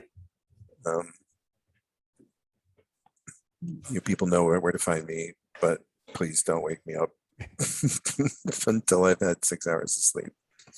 Awesome. Thank you. So yeah, again, you can unmark your crisis, and if you've marked your conditions, that's awesome. So Felix, how about yourself? What action would you like to take with your second action? I think I want to go I don't know. I think I want to really dive into the castle. Sure thing. We'll come back to you in a moment. Tristan, how about you? What would you like to get up to with your action? I don't know what it entails, but I think I want to get this previous target off my scent. Sure thing. Yeah, we can check back in you in a second on how you think you want to go about doing that, but that's awesome. Matt, I'll come back around to you. Again, if there's an everyday action you want to take, you can do so. If you wish, you can join Felix on diving into the castle, or if you want to do something else around the city, that's also available to you. These are day-ish. Yeah. Thing. Just so I understand the scope of need to make rent, I could do a rebel action and not be evicted tomorrow day. Yeah, no, exactly. Your crisis, basically, for the purpose, once you've Quelled is the term in the game to use it. Once your crisis is no longer imminent, basically I can make it imminent again as a reaction to a failed roll or whatever. But other than that, it will now be resolved for the rest of play, essentially. I got advances from a couple of the new patients type deal that exactly. Yeah. Cool. Then if Felix will have me, or if I know about it, I'll go diving with Felix. That sounds fun. Yeah, and maybe that's even part of, the trial, right? Have you jog on this thing and like, oops, we accidentally ended up going into the castle. Yeah, awesome. That's cool. I like that. This sounds like Felix is taking the lead on this. For this, there is a move called Dive Into this. I think this is both on the move itself and also no, it isn't. So yeah, it's on the actions of the thing. So where it says Dive Into Darkness. So Felix, when you lead the crew across the border between reality and the castle, check against blood. On a hit, you appear in the shard in a safe place. Each rebel takes on their castle form, which we'll get into in a second, with their signature weapon and gear. On a strong hit, you arrive at a good vantage point. On a miss, you're in a desperate position. So we'll get into that in a second. I'll also bring in at this point, if you wish,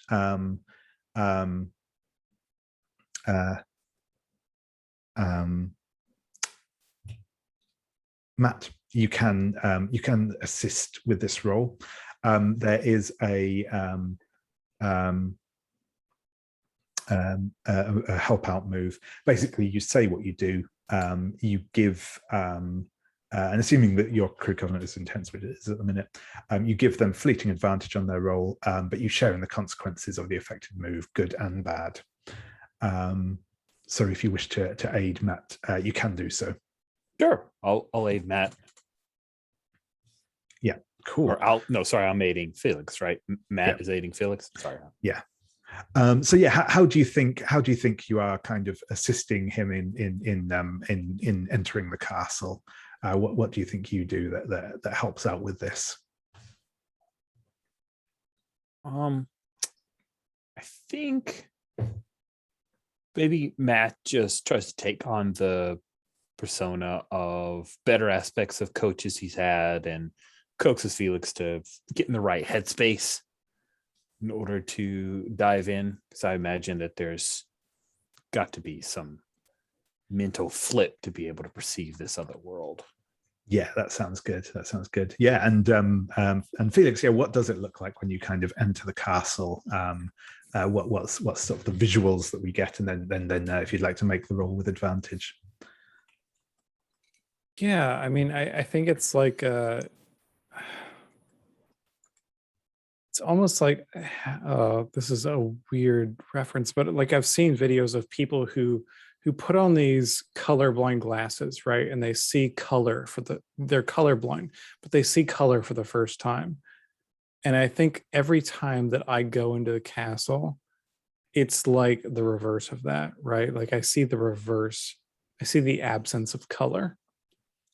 Yeah, the sort of shadows and then yeah. Yeah, and every time it kind of rocks me in my core, right? But I think having Matt there with me, like it he helps me not get so much rocked from that.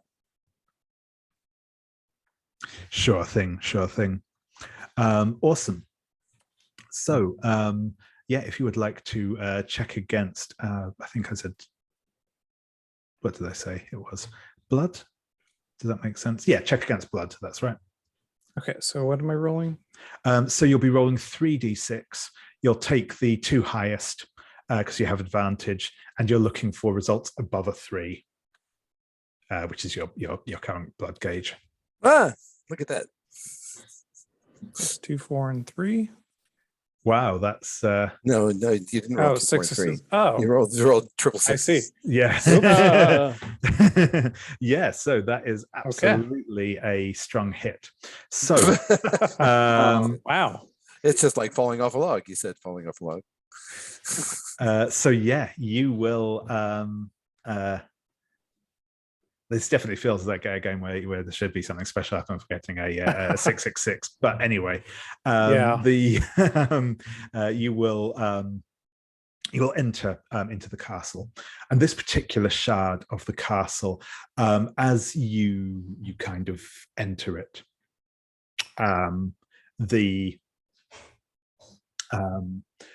it has you come into this sort of it's weird because it's like one of those, it feels like an actual reception that you've come into, and it's got that kind of medical air to it. It's got kind of the frosted glass paneling around. There's lots of chrome, lots of that kind of slightly diffuse lighting. There's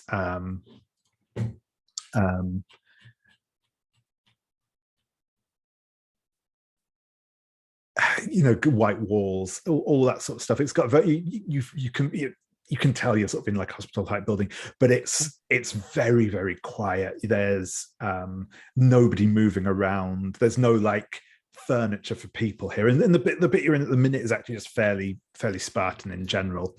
But because you got a strong hit on that move, basically, where you come in, you can see. It's like a reception building that you're in, but it's like if the reception were almost on top of a building, and you can see various corridors and stuff leading down, almost like these sort of metallic corridors leading off that you can kind of see like going down, almost like down a hill or something. There's no real organic landscape visible here. And that is the scene that you are presented with. So yeah, you will, and I think actually as well, what there is here is there is actually one of those kind of little, you are here type maps, and there's the colored lines leading off in various different directions from the point that you've entered at, leading to different areas.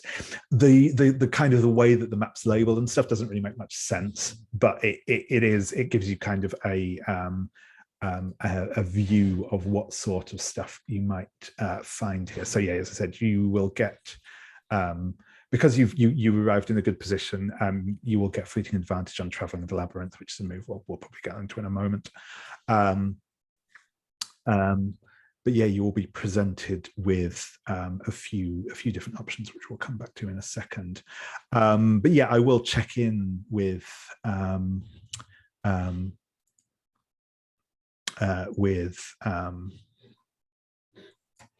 Tristan. So yeah, you said that you were going to be trying to deal with the this previous target that's got it out for you.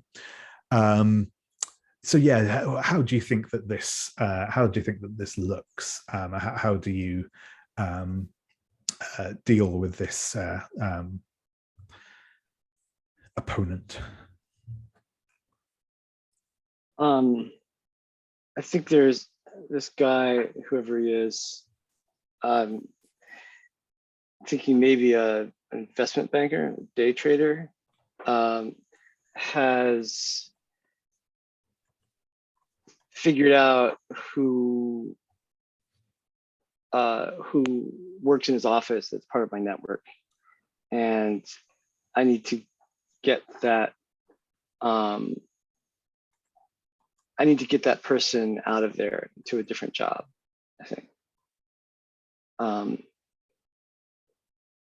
Because if they get to that office worker, then they could get to other people, they could get to me and just roll up the whole network. Yeah. So I need to find a temp job for my friend. Awesome.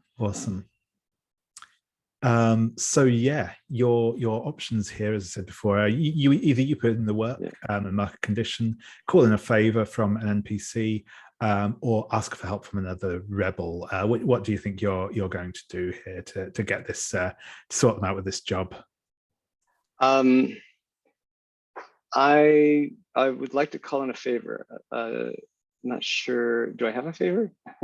Yeah. So basically, the way this would work is that you would have to fade. So basically, unmark the intense thing on your on Beth essentially. Beth can't help me. No, Beth can't do this. I have to put in the work. So I'm going to mark a condition. I'll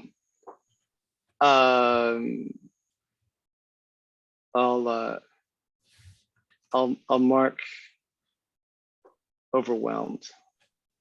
Sure thing. That sounds. I'm running good. Ragged. I'm just trying to get all this stuff working, lining it all up. Perfect. Yeah, no, that's cool. Yeah, no, and you're able to deal with that. So again, you can unmark your crisis. You'll no longer be rolling heat with disadvantage. So I'm going to come back around to to give a quick explanation. Now we're over into the castle. I will temporarily hide our city tab and open our castle tab. So in the castle, you will have this is the bit where it looks a lot more like a standard PBTA game in many ways. You'll see a few different bits here. You have your stats, swords, coins, cups, and wands.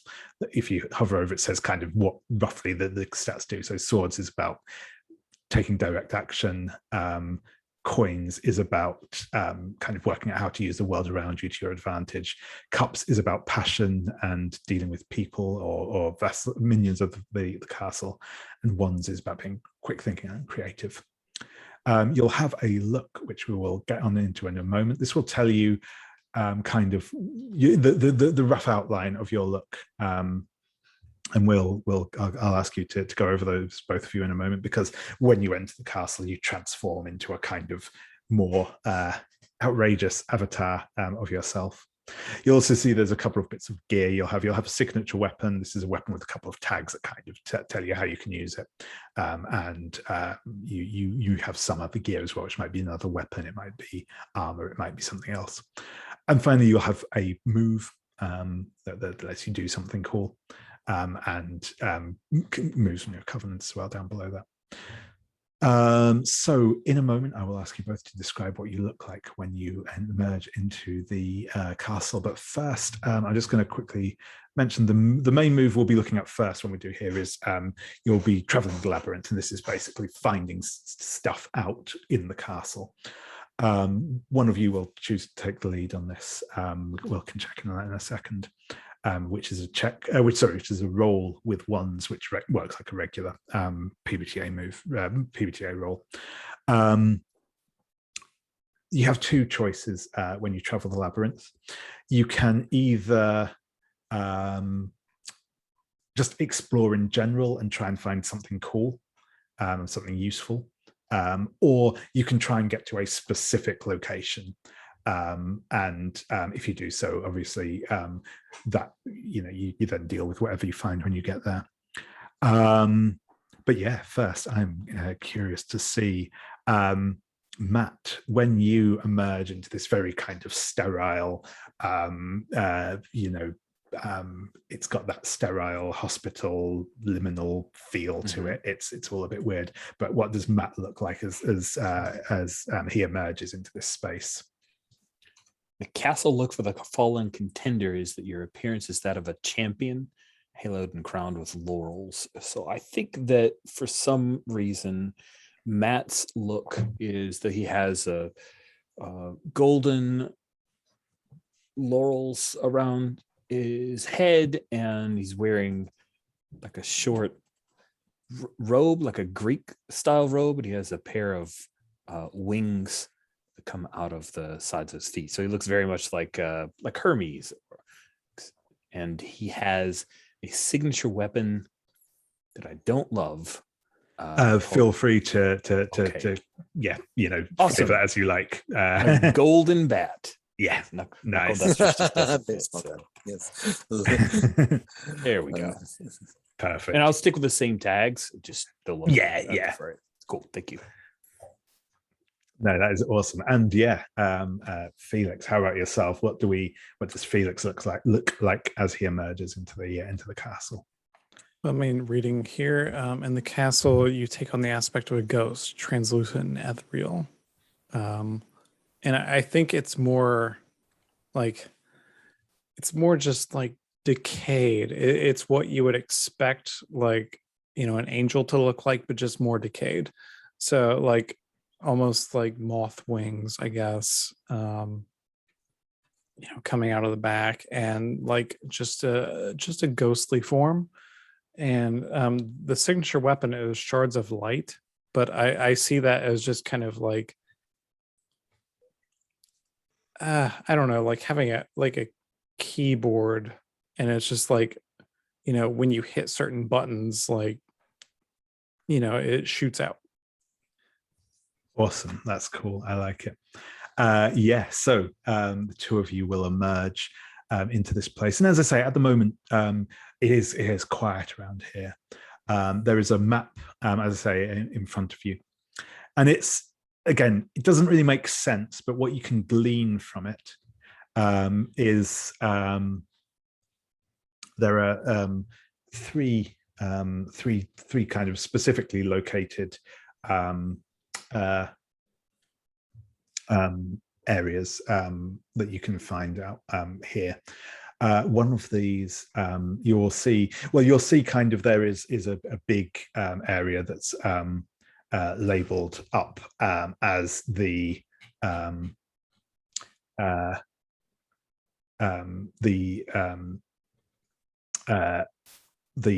operating theatre, and this is like big and imposing and sort of at the far end of the map from where you are now.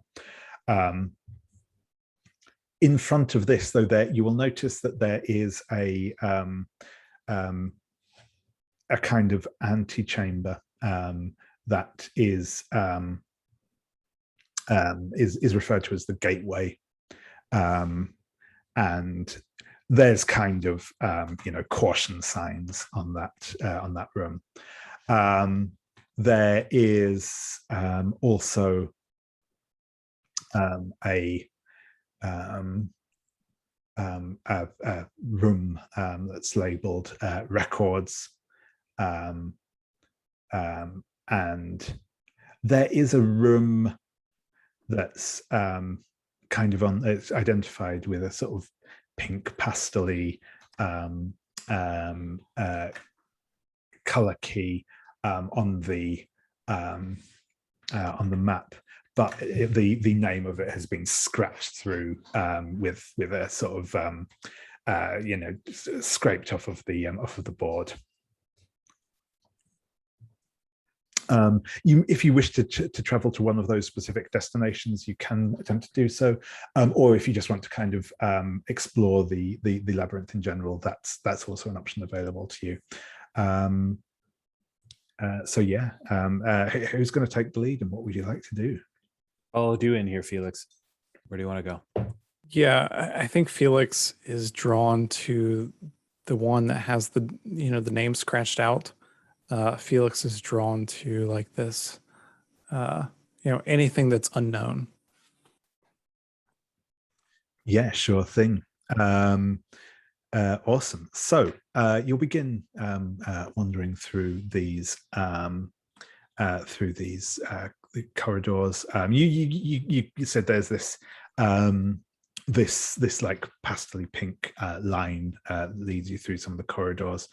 So yeah, because of your successful entrance to the thing, you will be making here a roll with wands. As I say, this works like a regular PBTA roll, so it's roll 2d6 plus a number, which will be your wands stat, which I think is a 1 for you. Yeah. Sorry, I should say, except, however, because you have advantage, you'll be rolling 3d6 and taking the 2 highest. But yeah. All right, so I roll. So what is it? Plus wands. Yep, that's correct. Okay, so yeah, that's a 12. 12, nailing these rolls. Yes, so You'll get it in 2d6 too, right? Yeah. It's meant to be. Excellent. So yeah, on a 10 plus, you will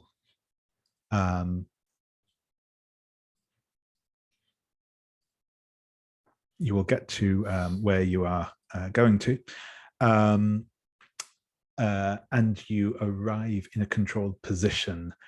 You can scope the place out, or otherwise sort of deal with things before you get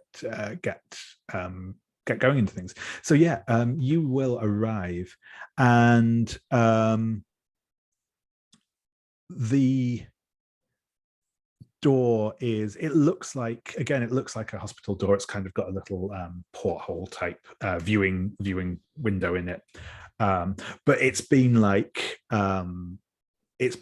boarded up, and this is proper like, you know, Looney Tunes style, jagged bits of wood nailed haphazardly over the doorway, and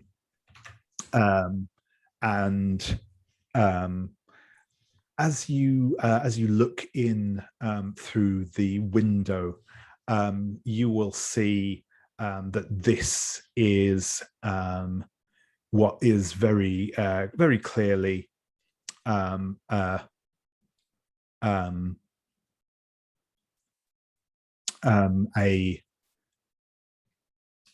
living room. It's quite nicely decorated, just very normal looking, but I mean, like, nice, you know, clearly owned by someone that has a bit of money to them, but not like a kind of it's not picture perfect. It looks lived in. There's you know, some toys strewn about the floor. There's you can see, you can't quite make out what they are, but you can see like there's clearly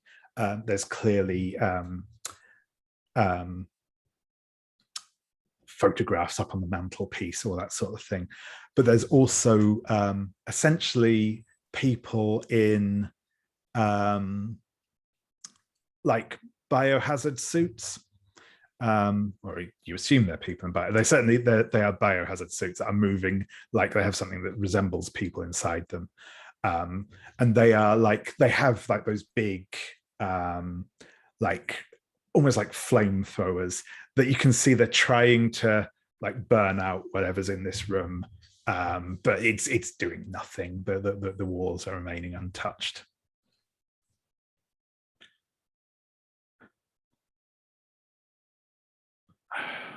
Yeah, I think I turned to Matt. I'm like, do you recognize any of this? Oh man, I don't. I mean, this is all crazy stuff. Well, everything's crazy to you. Fair. So, okay, what do we do?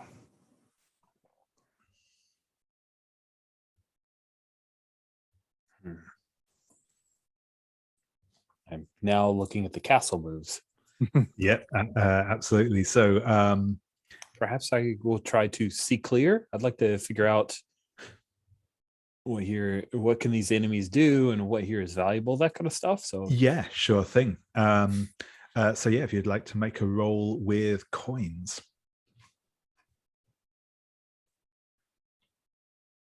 Oof, I am not very coiny. Awesome.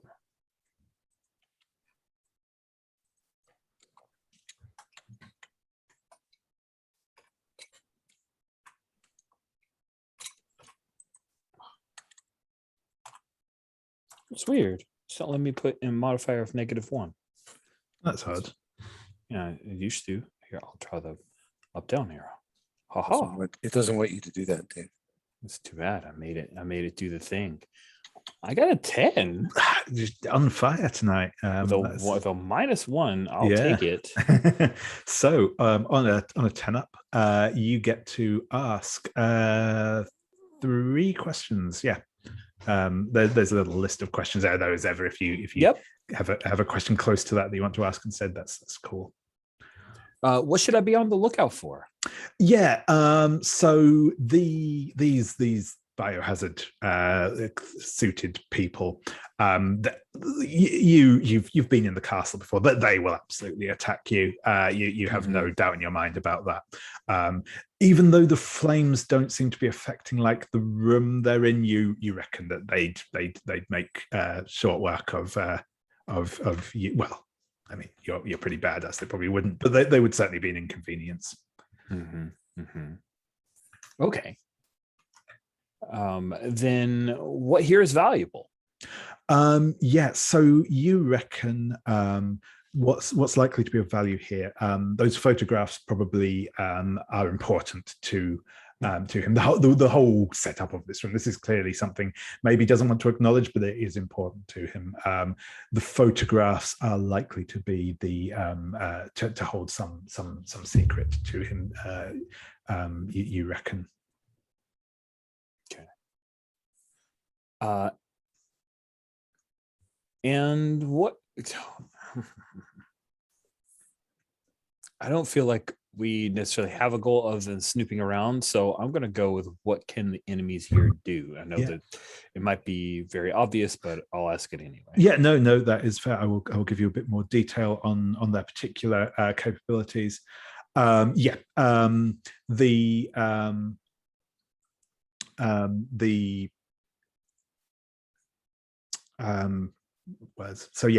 Basically their biohazard suits that they're wearing are probably are sort of armored in some way. So certainly stuff like energy, disease, fire, and stuff is probably less likely to affect them. They have more defenses against that. They have they have these like flamethrowers almost, and they also you see there's some other nozzles that you'd think from again the clearly labeled warning signs on them. Also, they have some like highly caustic substances that they can also project, and they're clearly they are clearly designed for destroying probably primarily organic matter and disposing of it in a sterile fashion. Nice. Okay, Felix, I think we need to snag those pictures. And the good news is that flamethrower guys, it seems like their stuff is probably going to hurt me more than you because you're all ghosty ghost, so you're fine. I think mostly. Let's just try to take these guys down, snag these pictures, and we'll know more about what's up with the doctor because he cares about this stuff. Cool. Sounds like a plan to me. All right, let's do it. And I'm just going to charge into one of these guys because they're made for distance, and I'm going to whack them with my golden bat. That's my plan. Yeah, awesome. So we'll take a look at the castle moves. So okay. So actually, I'm going to ask you here, Matt.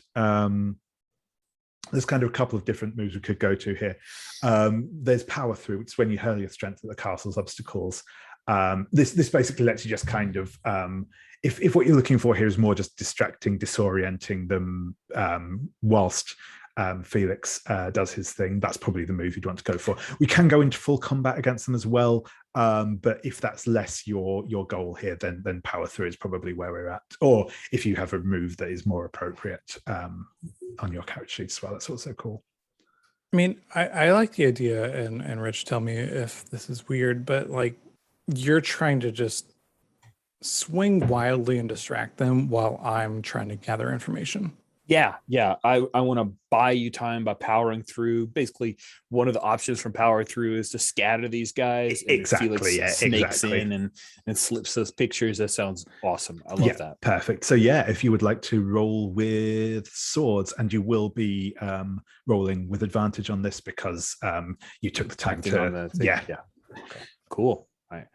I will not say that I have a good chance here because that means that it will not happen.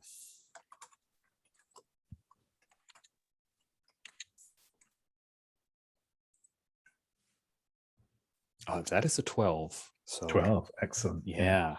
Of the options, I think power through, I get to pick one. So I will pick knock back and scatter a group of minions. Yeah. Or actually, what I'm exactly trying to do is give another rebel a clear path out of danger. Right. Yep. So that's cool. So yeah, you come in with your golden bat. You belay these things. They kind of they're firing up jets of flame, but you're quick and nimble. You have them on the back foot. The point where like some flames hit the ground, and I jump up, and the little wings on my ankles flutter for just a minute to give me just a little extra air, like a double jump. Excellent, I love it. And because you got a strong hit, there are no other disadvantages to that.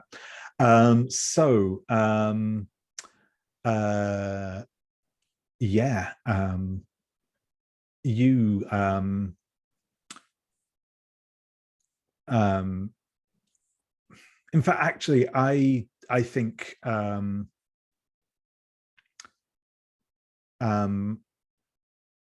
I think what I'm going to say, actually, because Matt has cleared the path well, I'm not going to ask you to make a roll for actually getting to the pictures. That's at this point an easy goal for you, Felix. What I am going to say though is you get to the pictures on the wall. You see what you'll see through these is a man who you recognize as Dr. Gardner, a bit younger than he is now, with a teenage boy and a woman stood on a beach. They look like in the picture they look happy, but in the picture the woman's eyes have been scratched out, and there's a shadow cast over the boy. So that's kind of the information that you get from those pictures. You will notice as you sort of get over to these, there's like another door leading off of here that will lead into another room, and this door looks like a door in a house. It's not got the same kind of clinical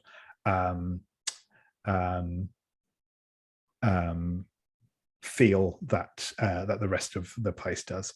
You can, if you wish to, push on into that other room, but at that point you will be kind of you risk having the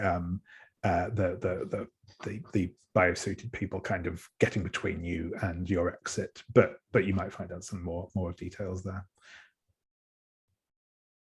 Yeah, I think I kind of bang the other door open and like just start banging on the door, like to try to get Matt's attention, and then I duck into it. Yeah, awesome. And Matt, you'll see Felix disappear through that doorway. So you will get inside, and you are confronted by a woman. She is wearing the same and confronted is probably the wrong word to use as well. She's clearly wearing like the same outfit and has the same hair as in that picture you've just seen outside. But it's that kind of thing where no matter like if you try and move around her, she's always got her back to you. You can't kind of get into a position where you can see her face to face, sort of thing.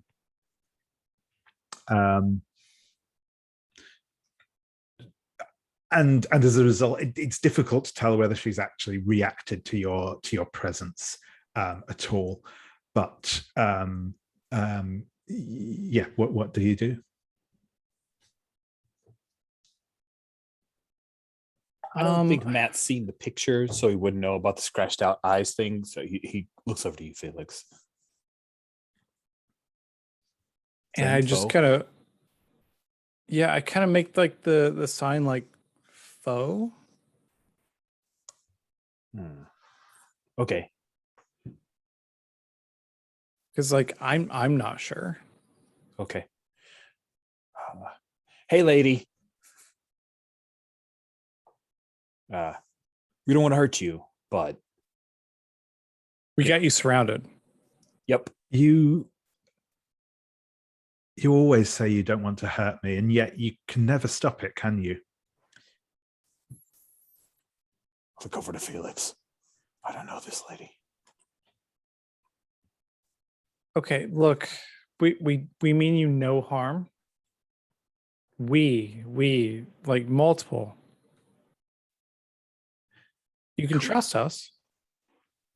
Cool. Yeah, I think that sounds like, if you would like to, this sounds like a reach out. When you form a bond with a minion of the vassal, roll with cups. On a hit, you formed a bond, and I'll tell you a little bit about them. But yeah, if you'd like to make that roll, Felix. And again, I'm going to say, if you wish to help out here, Matt, you can. I feel like you've already done enough in fiction if you want to give that extra die. Yes, I definitely want to help out. Yeah, cool. And there's no resource cost for helping out. You just fictionally say no. It's just that fictionally, obviously, it exposes you to risk if it fails. But yeah. So I'm rolling. It's quite useful. Yep, sure thing. 2, 3, and a 2. Those are not great. They're not good. Those are not good. Yes. In the good, not good spectrum, they're not. You're rolling plus cups. What's your cups? My cups 0. So yeah, it's basically 5. Faily fail. She hates us. Yeah. No, so I think what will happen at this point is the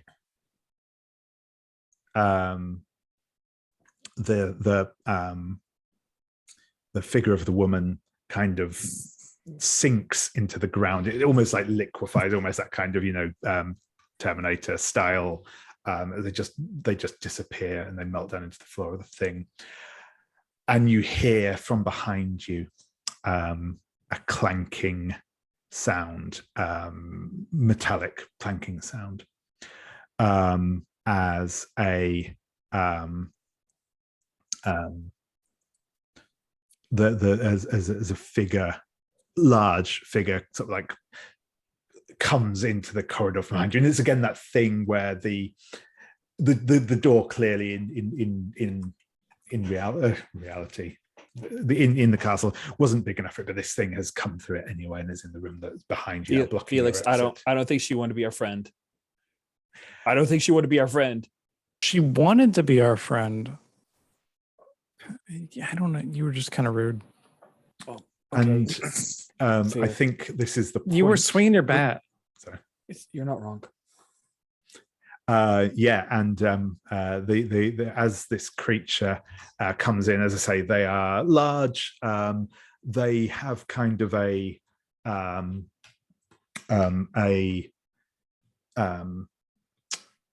they're in sort of robes. They're tall, they're cowled robes, but like spindly with it. Again, they've got, they sort of fade into an ethereal kind of thing at the bottom. they're covered in chains and padlocks and keys, kind of almost like a Jacob Marley thing going on, and they have stretching out from their back like a pair of wings, two big wrought iron gates creaking open behind them. And I think this is the point, Marissa, in your dream. You've kind of having whatever dreams you normally have when you kind of feel this you see this figure begin to materialize in your head, and Tristan, as you're kind of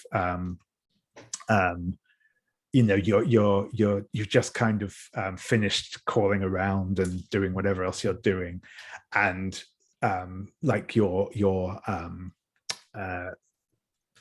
screen of your computer starts to futz, and you can see this almost angelic figure appear in front of you, and the two of you will be jerked into the castle.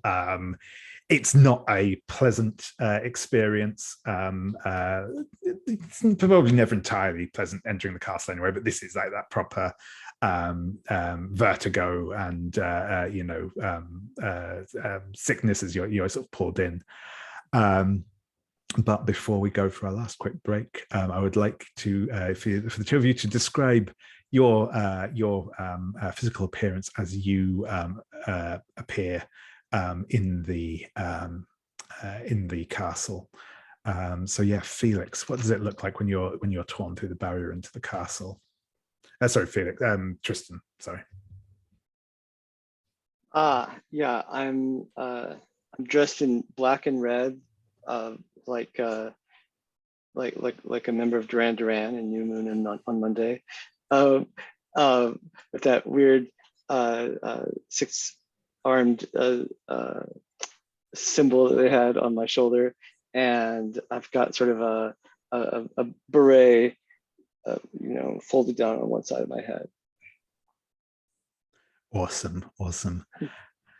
And yeah, Marissa, what do you look like as you're torn through into the castle? Well, to begin with, Marissa is her clothing is very tastefully, very abbreviated, showing the fact that she is covered in tattoos from the neck down, which she actually is. But more than that, her hair, the strands of her hair are actually long twisting snakes. And as her hair is blue, these snakes are blue and green in a peacock pattern. And they coruscate with the available light. The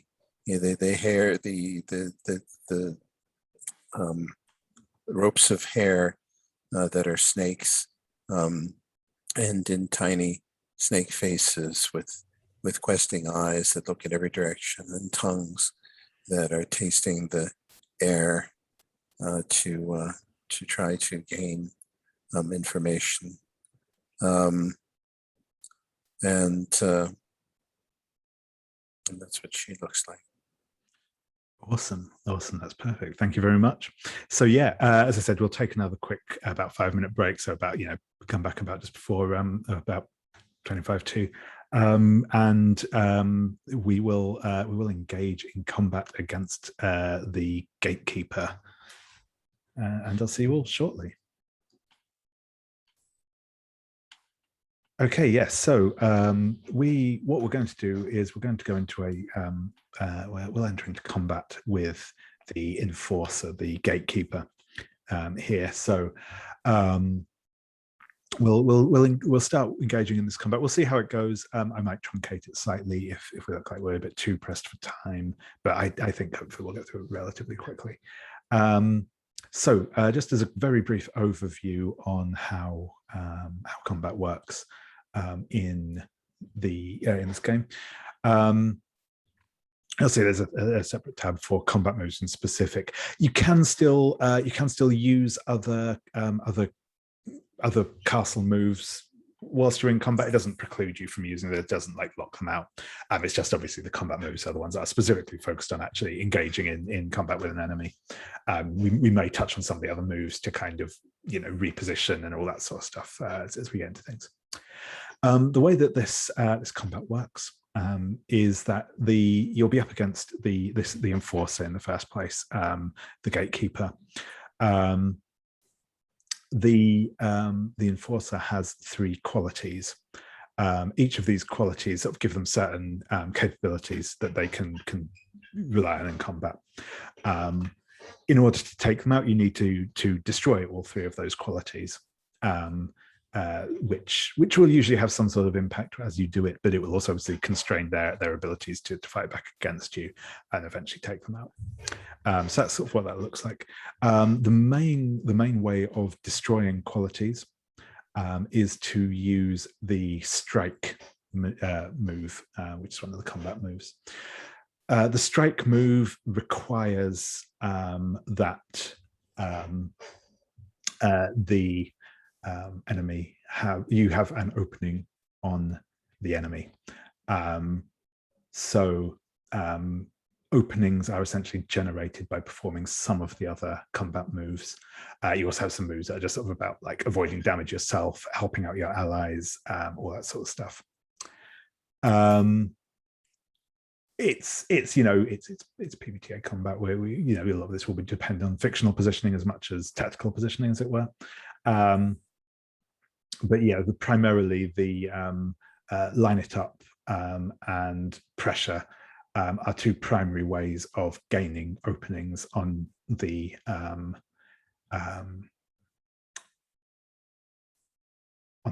opponent. Once an opening has been created on the opponent, any rebel can use it. It's not like keyed to any specific person. And you can't have more than one opening on them at a time. So that's sort of the rhythm, as it were, of the combat is creating openings, exploiting openings, and in the meantime trying not to get beaten too badly up. So at the point when we come into combat against the gatekeeper, it has the 3 qualities that it has. The 3 things that you're trying to take it out are obviously it has these big wrought iron wings that it has. Those are clearly important to it. Its head it has this hanging from around its head. That's what I meant to say. There's a big key, it looks important. It's got that look to it. And finally, it, as I said, it's covered in these chains, and the chains kind of writhe and move on their own. They're clearly sentient in some way. They have long reach, and it's like the tentacles of a squid spitting out from it, but rusted and heavy metal. So those are the 3 qualities you're aware of. They will obviously presumably give it some abilities to use against you, and there will be consequences to it. But that's sort of what you're after here. As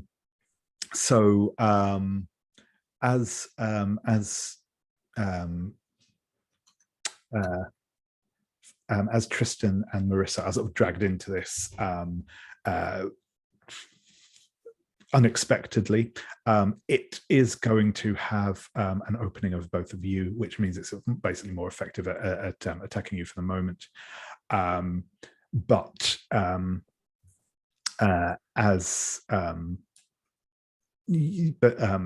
Felix and Matt, you will have both been given kind of a moment's warning of it coming in. It was not quiet or subtle in any way. So I'm going to ask Matt, how do you react to the arrival of the gatekeeper? I mean, I think Matt's default response is to try to step in front of Felix and hold the bat up protectively. then maybe he notices that Tristan and Marissa have been pulled in. Sorry, guys. Yeah, sure thing. So that sounds like there's a couple of ways I can see this going. This could be stand with me, which is when you're trying to bolster another ally, which can save them from danger. Or this could be applying pressure to a foe and forcing their attention onto you. I think apply pressure feels good. Yeah, awesome. So that is a roll with swords. They will get an opening on you for this as well, so they will retaliate, but we'll see how that goes.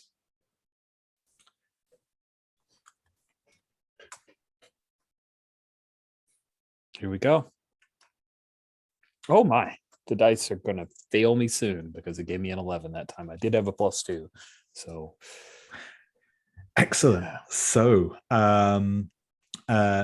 you will get to pick 2 from the list. I'll go over the list. Is it our first time using this one? Yeah, I see it. They are thrown off balance and you get an opening on them. You pin them in place, preventing them from moving, or you give an ally a window to act freely, and you can pick 2 of those. I will give an ally a window to act freely. Maybe I'll give it to one of our new arrivals. That sounds fun. Yeah. Marissa, our crazy snake-haired tattooed lady, you get a window to act freely, and I think I'm just pinning them in place, preventing them from moving. Sure thing.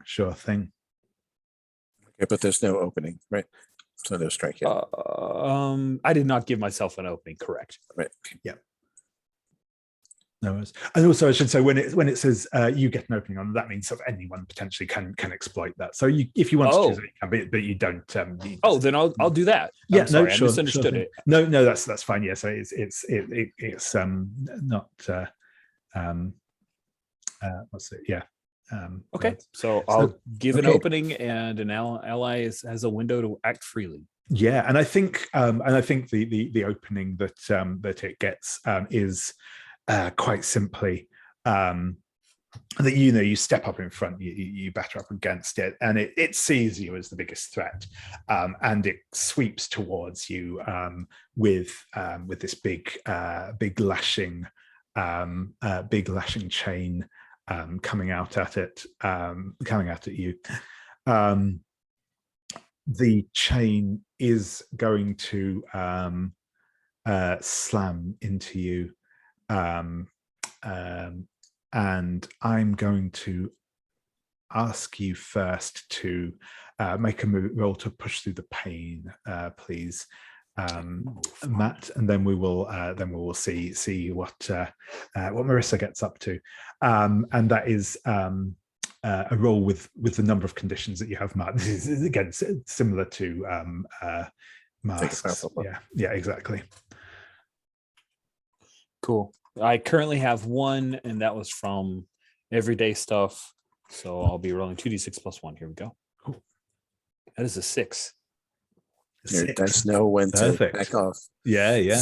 On a miss, you scrape by. You're knocked back down or winded. So yeah, how does this look as the chain slams into you? I think it's a thing where I see the chain coming at me. I throw up the bat, and it whips around, and maybe it grazes his cheek, right, and bloodies him a little bit. But he's winded, but he scrapes by.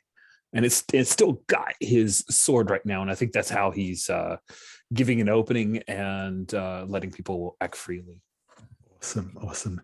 Yeah. So Marissa, you can see the gatekeeper. I mean, to the extent that you can, it doesn't have much facial expression. It has just a big spooky cold hood. But its attention is clearly focused on Matt at the minute. What do you do? Oh well, I'm going to do a paramedic move. Which is I'm going to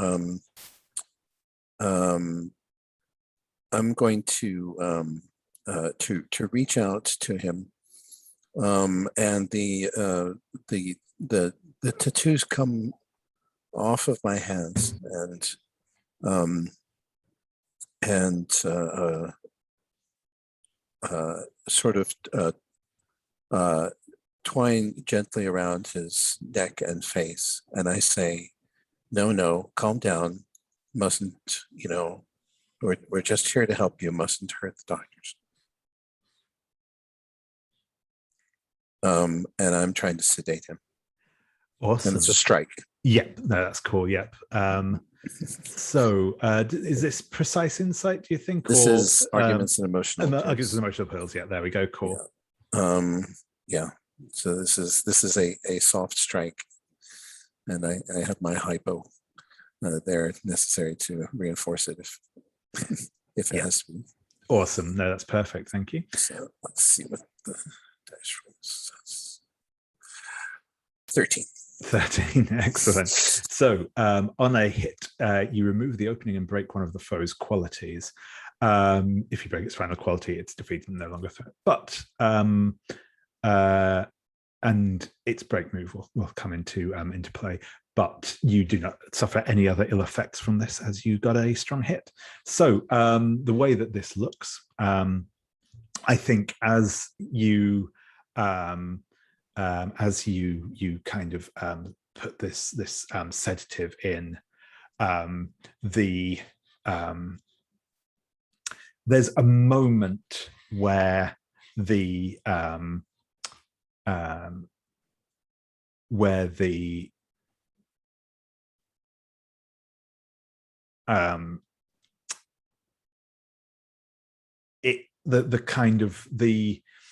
it sags, the chains kind of go, the chains just kind of drop down and droop and lie listless on the floor. You see one of them kind of writhes out and kind of snaps off, and it tears around the room, and it's actually going to make a beeline for Tristan. But the rest of the chains, just like I said, hang down, listless and lifeless at its sides. So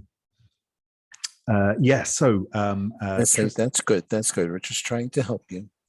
We're just trying to help you. Don't fight. Don't fight. You'll be all right. Awesome. So I just muted myself. So Tristan, you see, like I said, this kind of chain, animate chain, is coming for you. The others, Matt and Marissa have engaged the gatekeeper. What do you do?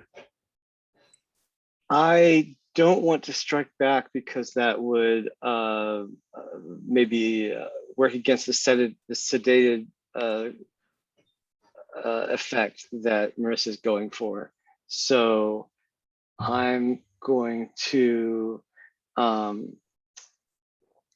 dodge.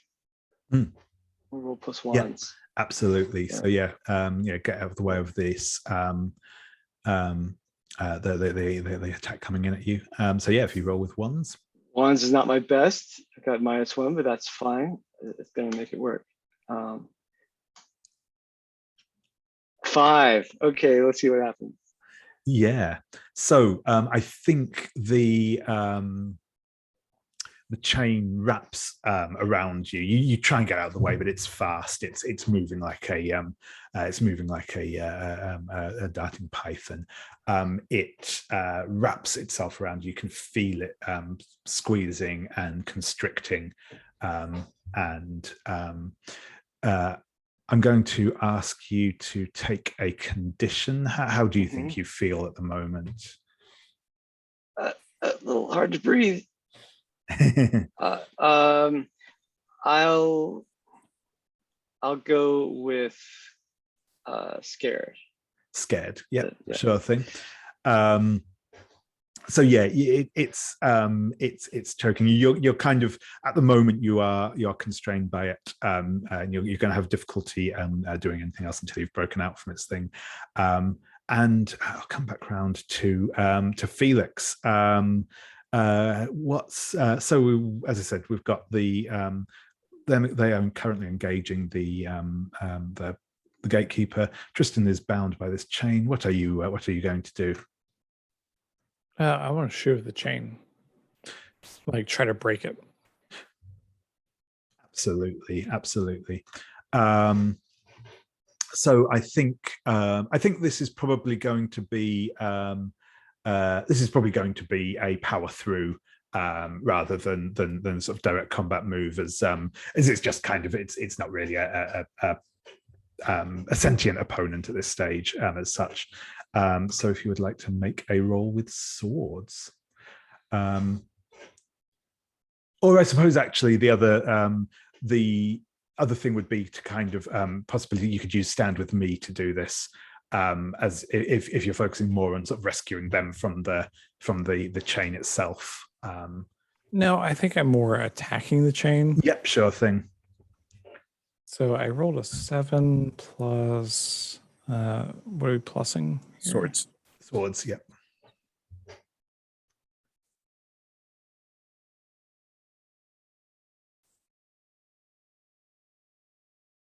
Sorry. So your swords are -1, I think. Yeah.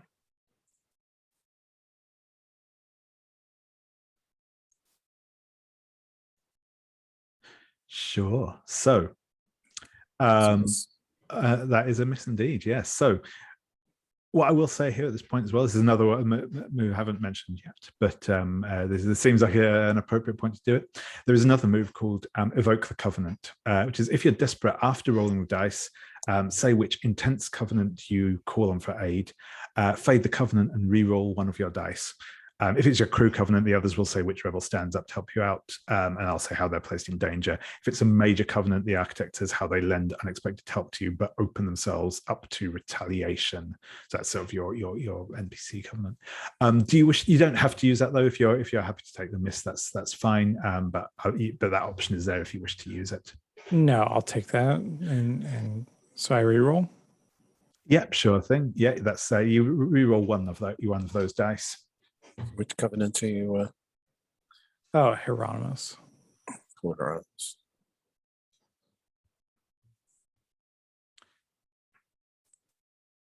Yeah, awesome. So that's looking like that's changed that to a 7 to 9, if I am reading that correctly. Yep. Oh no, sorry, that's the. I was just reading. This dice roller always confuses me.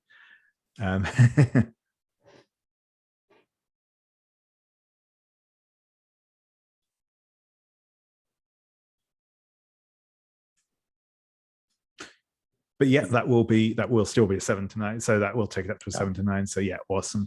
Yeah, so how does oh, I say how this happened. Okay, yeah, so I think this is quite simply being a spirit. Hieronymus is actually able to enter the castle.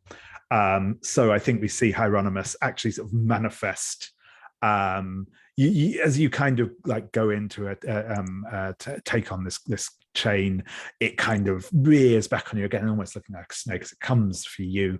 But Hieronymus sort of like bursts from the floor, grabs the snake and sort of begins wrestling it, and the two of them start this like intricate wrestling match, floating about the room and through walls and the like. But both you and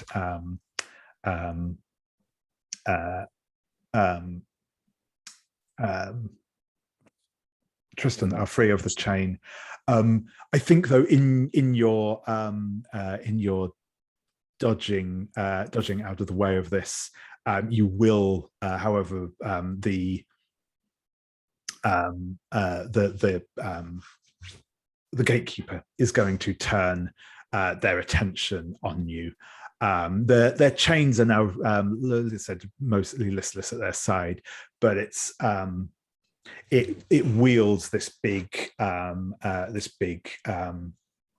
key. It's got almost like a great sword. It's huge, and it is clearly bearing down on you.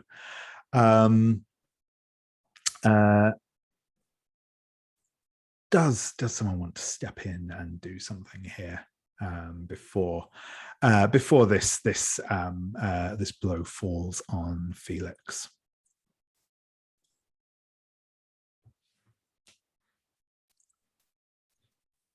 I would be happy to protect my friend Felix from that blow.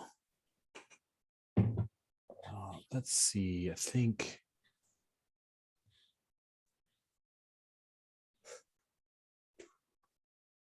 Could be stand with me. Yeah, no, that sounds good. yeah. Save Sorry, me. I was looking at castle moves. Yeah, no, I was it's, Yeah, I'll bolster an ally and save them from a particular ongoing danger. Rolling plus cups. I think it's Felix being threatened by the key sword, or yeah, that's right. But by the gatekeeper in general. But yeah, specifically the key sword. Yep. okay. Then I'm hoping to block that. Yeah, cool. That's cool. my attempt. So rolling plus cups.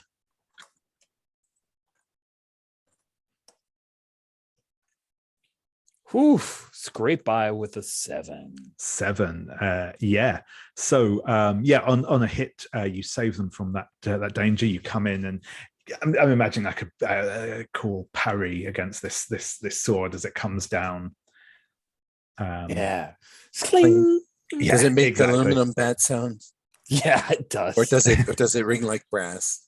It rings like an aluminum bat. It's like we're watching a Japanese pro baseball game. Ting. Excellent. Yeah. Marissa, I'm going to check in again with you. The gatekeeper seems to have turned its attention away from you briefly, but what are you going to do? I'm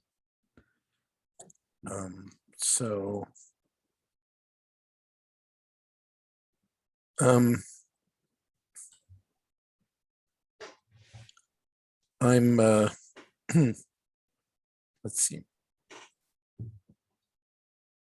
There's no one's in imminent danger. Nobody's really badly hurt.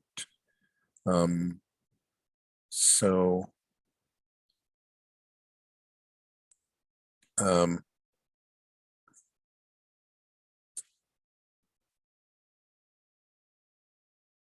think I'm going to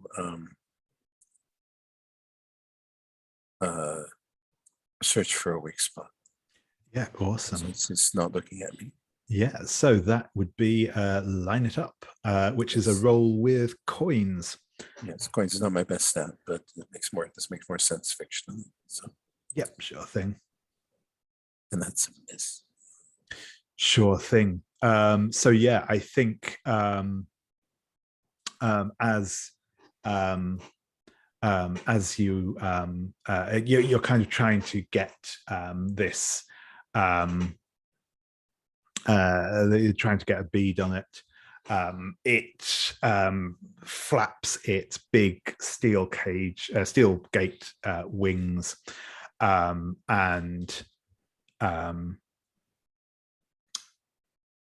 it's going to sort of, you can feel like the gust of wind it creates is going to batter you backwards. Yes. And I think this is going to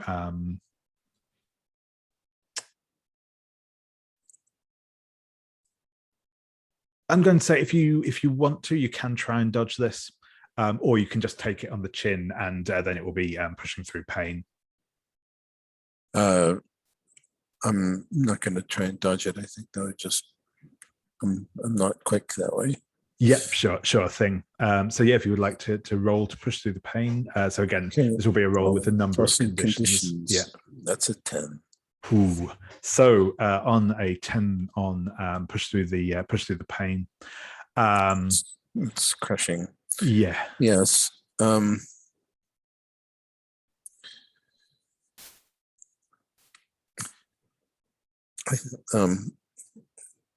I do the last one? No, actually, that one is not applicable in this because we don't have it in that, this. that has been kind of removed from the quick start. So yeah. Okay. No, I'm not going down yet. So I'm going to mark 2 conditions. Yep. So the way this one works, because you mark 2 conditions, but you get fleeting advantage when acting on each one of them, which basically means the first time you would take disadvantage from that condition, you don't, basically, because advantage and disadvantage always cancel each other out. Right. But yeah, Overwhelmed and scared. Yep, that sounds fair. As this great And beast. I get just tumbled backwards. Yeah. And slammed into the wall. Yeah. I think I'd like to help out if I can. Yeah, I don't know sure. if it's my turn, but No, go ahead. And if there's something you want to do, then go for it. well, I just want to maybe make an opening by applying pressure. Yeah, sure thing. I've got this harpoon on a line on a rope. I'm going to try to use it to. I'm not actually attacking, but I'm trying to force the gatekeeper's attention on me. And yeah, like I said, it's flapping its wings. It's clearly preparing to take off. So yeah, sticking a harpoon in it is probably a useful tactic at this point. Okay. So yeah, that is a roll with swords. Great. I am +0 with swords, which is better than some. Can I help? Sure. Yeah. How do you think you're aiding in this? I mean, he's just trying to hook him, right? So I'm trying to distract. Yeah. Awesome. Yeah. Cool. So yeah, in which case, you will, Tristan, you will gain advantage on this. Obviously, if it goes badly, the both of you are going to be in some trouble, but fingers crossed it won't. What do I roll for help? You don't need to roll it. It just gives Tristan advantage. So yeah, that's fine. Okay, I take the best of 3, so it's a 10. Yeah. 10. Excellent. Yeah. So excellent. On a 10 up, you can give them the opening. You can also have the choice of pinning them in place, preventing them from moving, or giving an ally a window to act freely. I'll get the opening, and I'll. I think it makes sense with the harpoon to pin them in place. Yeah, absolutely. So with that opening, anybody else can strike. Yeah, that sounds perfect. But they retaliate. Yeah. So. Oh, they retaliate because there's no window to act freely. Oh, yes, that's right. So yeah, automatically retaliate. Yeah. So I guess the gamest thing to do would be to give the ally a window to act freely and create the opening. So if they were about to take off, so actually pinning them in place. Yeah, pinning them in place makes sense. Might prevent them from fleeing if that's what they're trying to do. Yeah, that's all right. That's cool. I'll stick with that. Yeah. So yeah, they will pin you in place. Sorry, you'll pin them in place. And it's clearly causing them some difficulties. But yeah, they will gain an opening on both you and on Felix. So they even as you're kind of getting around it, you can see it bringing back the sword to bear again. Felix, is there something did you want to try and do? You don't think you've got time to really to meaningfully dodge this blow, but is there anything you want to do before the two of you are struck? No. Sure thing. So I think in which case you will each take a condition. Again, choose whichever you feel most applicable in this in this situation. I'm taking a lot of conditions. You're not the only one. I'm going to be angry. Well, so I do have, let me double check if I read it correctly. I do have a thing where I could take that condition instead of you. Yeah. Yeah. So if you're starting to get really loaded up, I can eat that condition. No, I can take it. I think I'm Okay. good. Okay. Thanks. Yeah. I think I might have a way to get rid of that too. I'll look around. Yeah, and Matt, I'll come back around to you. So the gatekeeper is pinned to the ground, and it's just taken this nasty swipe at both Tristan and at Felix. But what do you do? There is an opening available against Matt, it if you wish to take a strike. Yeah, Marissa says, Matt. Hi, fastball straight across the plate. Okay. I'll take that meatball. Jump high up in the air, bat overhead, and strike. It's an overhead. Hopefully this will pan out. So Awesome. Strike is, I think that I'm going direct force. Yep, sounds that way. So I'll be rolling with swords.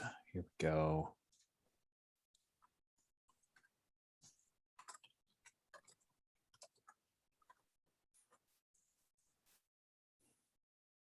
Oh, That is an 11. Nice. Wow. So you will slam into the gatekeeper. It's as I said, it's struggling to try and kind of get into the air, but you will slam it down.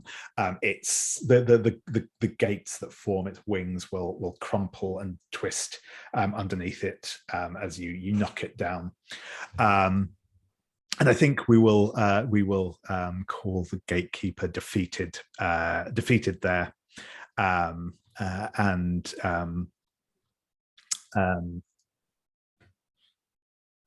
I think we'll probably kind of we'll use this we'll use kind of the setup role, the Emperor's New Clothes on this to kind of set up the stage for our showdown with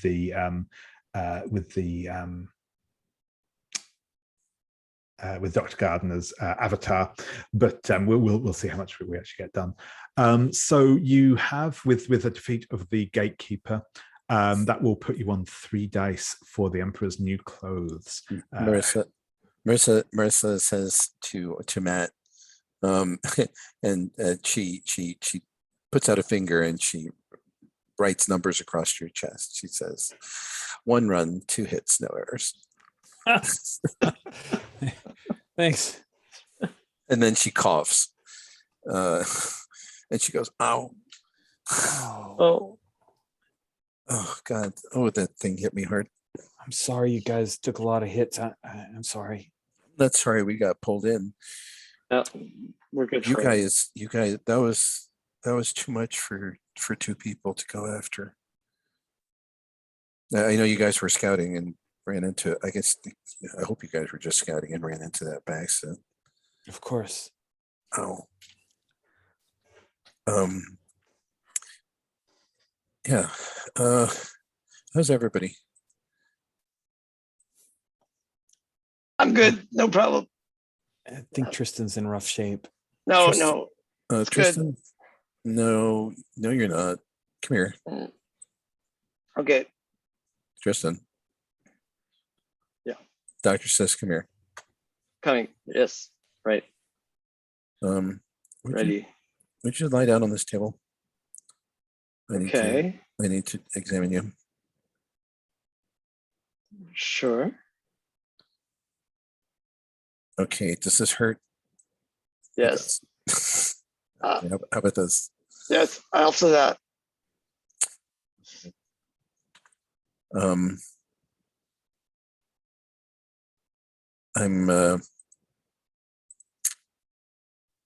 trust me, okay?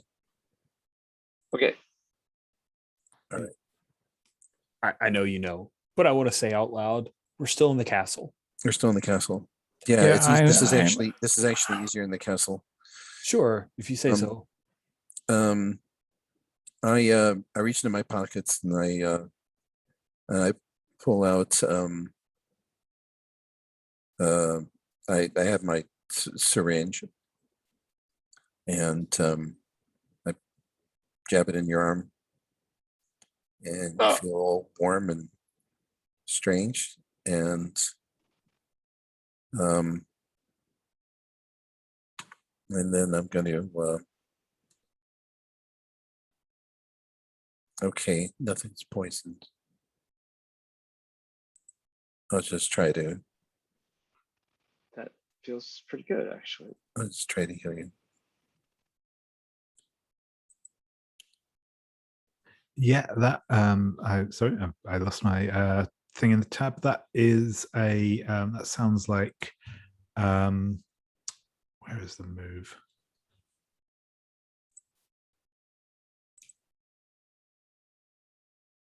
I'm sure there's one for this. Sorry, I'm just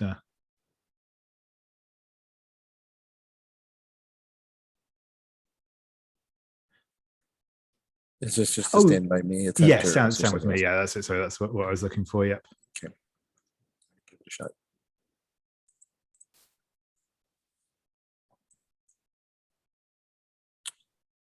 That's an 8. And I don't know if that's good enough. Yeah, so it's to actually heal a condition with that you need to get a 10 up. But yeah, but damn. There is one of the things we can do, if you wish, is you can attempt to seek shelter. The way this works is you can find somewhere, a space to hide and recover, which allows you to comfort another rebel, heal one of their conditions, encourage another rebel and intensify their crew covenant if they've faded it, or use your playbook shelter move, which each one of you will have one noted down on your character sheet. So if somebody would like to lead the roll to find shelter, that's a good way of patching up. It's a good idea, but it shouldn't be me. And that's a roll with wands. Who's Wandy? And it is affected by no, it is not affected by any of the conditions. That makes sense because otherwise it would be I think Felix should wand us. I agree. Getting all gamey.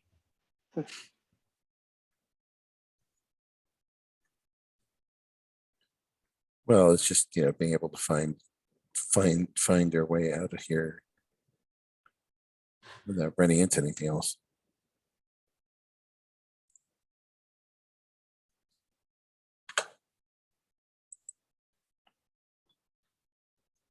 You want to try that, Felix?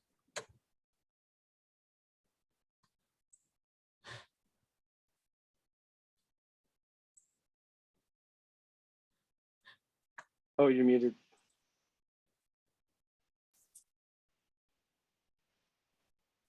Oh, I'm muted. Yeah, I rolled.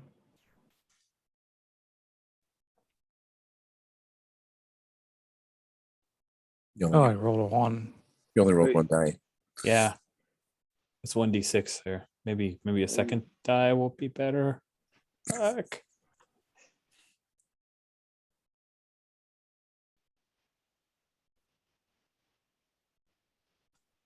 Which move are we doing right now? Find shelter. Yeah, Find shelter, which is 2d6 plus 1. That's on the castle. Oh, okay. Castle moves. For some reason, I was looking for castle stuff under combat. That's that's a 10 actually, because I think you have +1 for wands. So yes, you do. Yeah. Nice. So Yeah, on a hit, as I said, just mentioned, on a hit, every rebel picks one. You either comfort another rebel. I don't think anyone's faded their crew covenants. That's relevant. Or you can use your playbook's shelter move. So I'll run round the various people in order again. So Tristan, do you want to use your shelter move?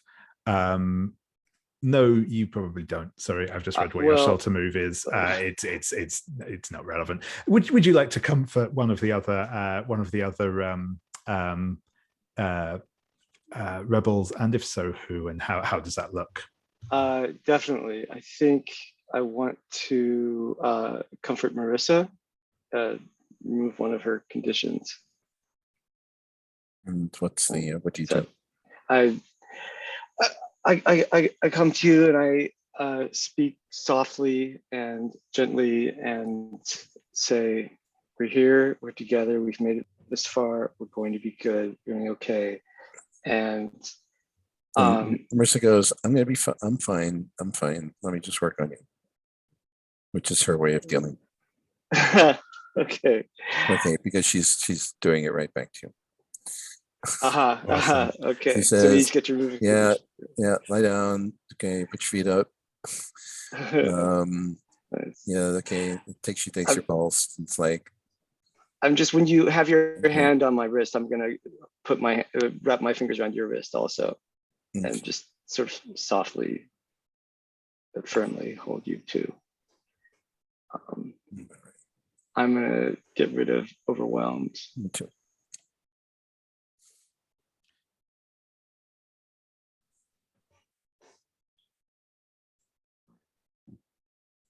Actually, I'll keep overwhelmed. Get rid of scared. Special reasons. Okay. Yeah. So Matt, I'll come to you next then.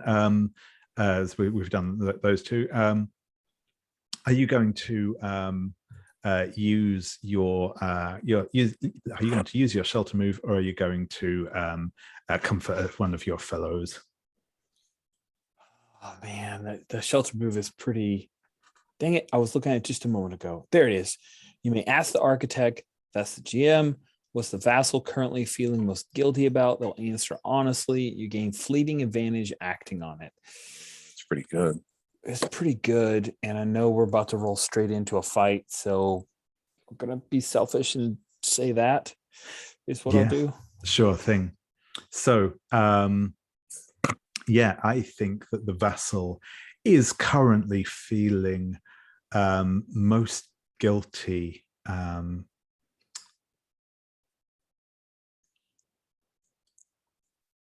I think that they actually are feeling guilty about what they're doing at the clinic. They know that their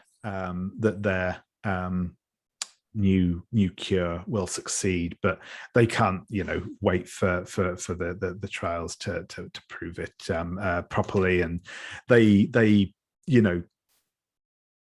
they are guilty at the fact that they're having to kind of skirt the rules on this. Is probably the way they justify it to themselves. Yeah.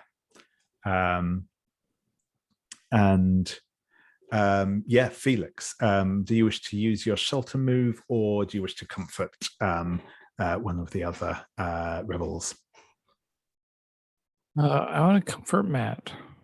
Sure thing. Yeah. And again, how does this look?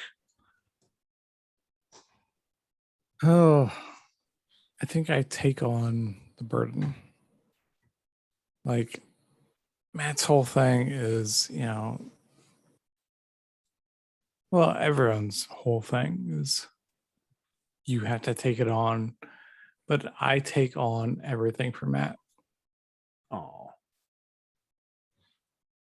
And so yeah, there was something I wanted to ask early on of like, we have to figure out how can we be together, but Yeah. We'll figure it out.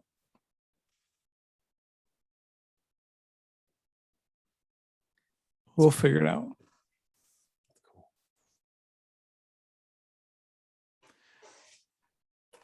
That's perfect. Thank you. That's a nice little scene. So yeah, as I said, I think what we'll do now, because we are coming up on time, sadly, is if somebody would like to make the Emperor's New Clothes move, and we will. So this will be a roll with 3 dice, taking the 2 best as normal. No additions, no subtractions, just that. So yeah, who would like to volunteer to take on the heavy duty of making that roll? I'm scared too. That's a big responsibility. I can do it. Rich Well, has the best pattern. Yes. Okay. Dice roller Wait. here. But Rich it's just did it. dice. There's no plus or minus. I think if Tristan wants to No. step, you sure? Come on. All right. How many dice am I rolling? 3. 3. Rolling 3, and you Work keep out the now. best 2. Yeah, All that's right.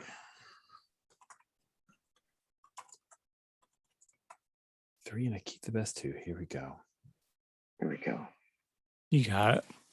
6 and a 2. So 6 that and is 2. a mixed and result. Mixed result. Okay. Excellent. So on a mixed result, you will, the way this looks as you come Vulnerable into to your attacks, the but thing. won't go down without a fight. Yeah, exactly. It's the kind of the normal success is essentially this one, rather than getting something extra. So I will kind of lay out what you are confronted with as you make your way into the center of the castle. The avatar of Dr. Gardner is, as I said, it's in this operating theatre building and it's like highly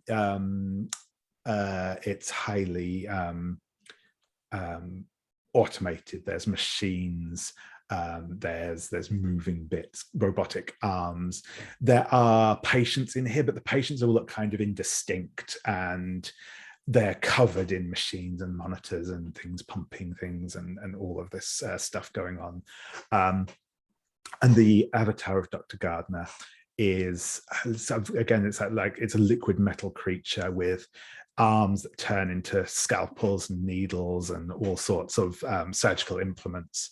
The only sort of real constant to it is it has a little mask built into it that's sort of always present, but other than that, the body kind of moves around it. These machines move, and there is a kind of toxic substance that leaks from behind this mask on its face, that is nasty and caustic. As you enter, it will turn its attention to you. But I'm going to ask at this point, I'm going to ask each character to narrate one cool scene of them, one cool moment of them locked in combat with this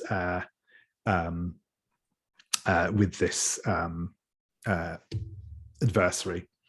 By mask, do you mean like a surgeon's face mask? Yeah, that sort of thing. Yeah, okay, exactly. Yeah.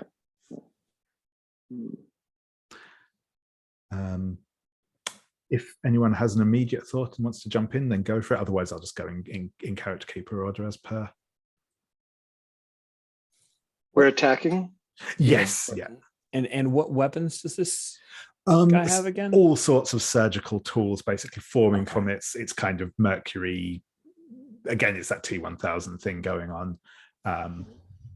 So needles and scalpels and probably one of those bone saws whizzing up. I've got my harpoon, right? Yeah.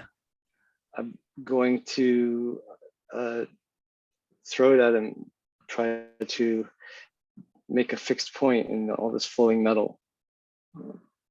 It's going to be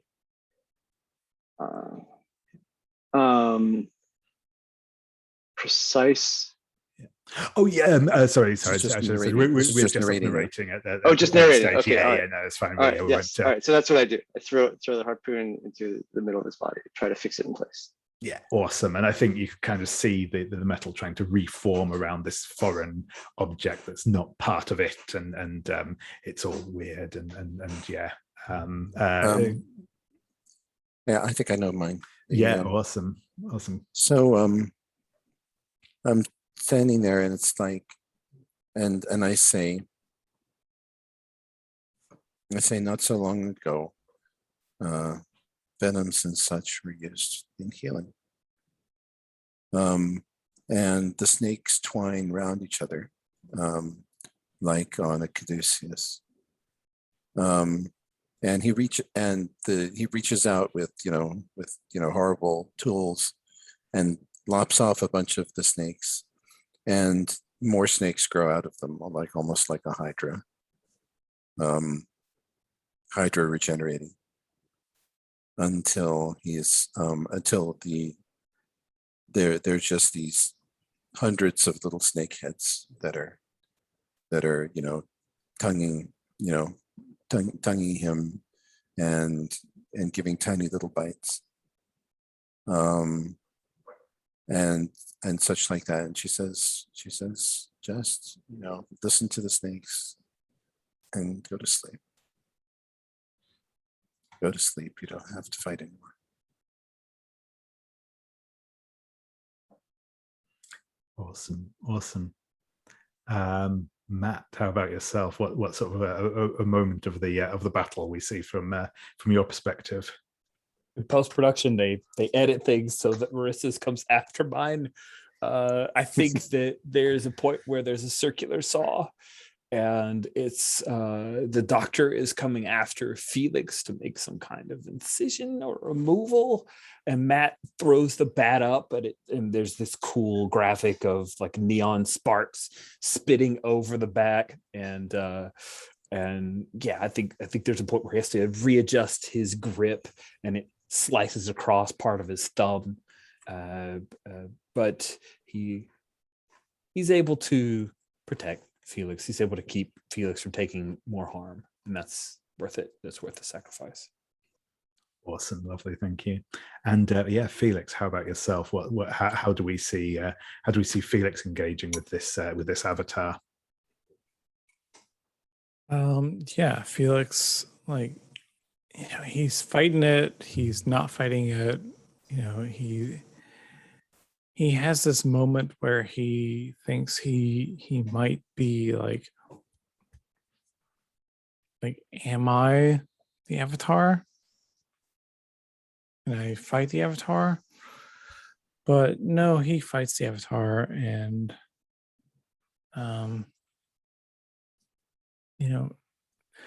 everyone is the champion.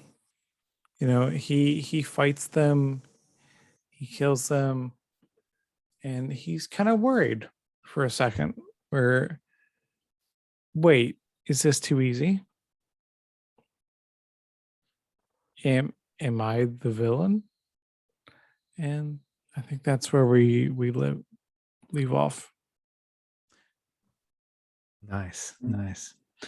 Okay, perfect. So there's one last little bit that we will do, and again, we won't do this in the full. Well, it's not mechanical, but the mechanical rewards are less important at this stage.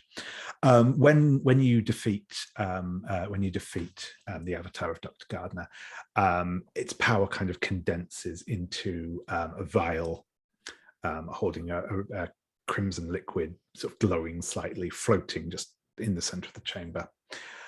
As one of you grabs it, all of you will feel this power flowing through you from the castle. And you will each get a choice of what you wish to do with this. And we'll kind of use this as a way of framing our kind of last little epilogue for each of the characters, rather than caring about the mechanical impact of it. So the four options that you have here, and again, if you want to see these written down, they are on page 40, the last page of the PDF. They are Reformation, which if you choose that, and each of you gets to choose one of these, Some of them make less sense to take multiple times. Others you can take as many times, as many people as you want can take them. Reformation means that the doctor will find his conscience again, and he'll publicly confess to his crimes and likely will make reparations for sort of what's happened during the investigation and during what's been going on. There will be kind of a genuine attempt to make good by the doctor. You can stake a claim and take control of the clinic, pushing the cast out of it completely, bringing opportunities, health, and happiness to its residents, and you get to describe what that looks like. You can use expropriation, which is you take the vessel's wealth and status for your own. It's not sort of like necessarily a direct transfer thing, but that the karmic balance will shift so that his reputation and wealth and the like will fall whilst yours rises. And finally, there's the option of healing, which is the power of the void, removes a long-term affliction, which could be either something physical like a chronic illness, or debt, or a criminal record, or something like that, from either yourself or one of your covenants. So I'm going to ask each of you in turn which of those you would like to choose. And I'm going to go in reverse character keeper order this time. So I'll start with you, Felix, if that's okay, if you would like to choose one of those options, and just give us a little like epilogue scene of how we see what Felix's choice and what effect it has on the world.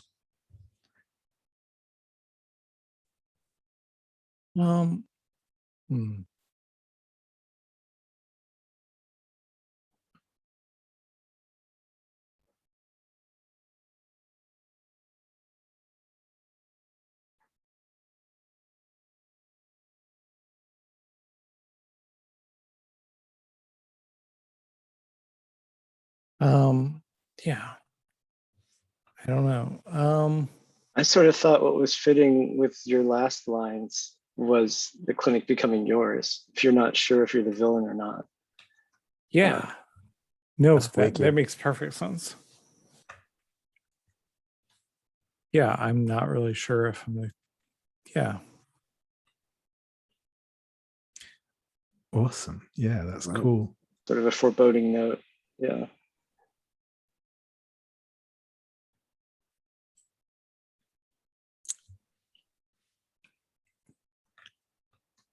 Yeah, cool. So we sort of see Felix taking control of the clinic. And how does the clinic change under Felix's guidance, do you think?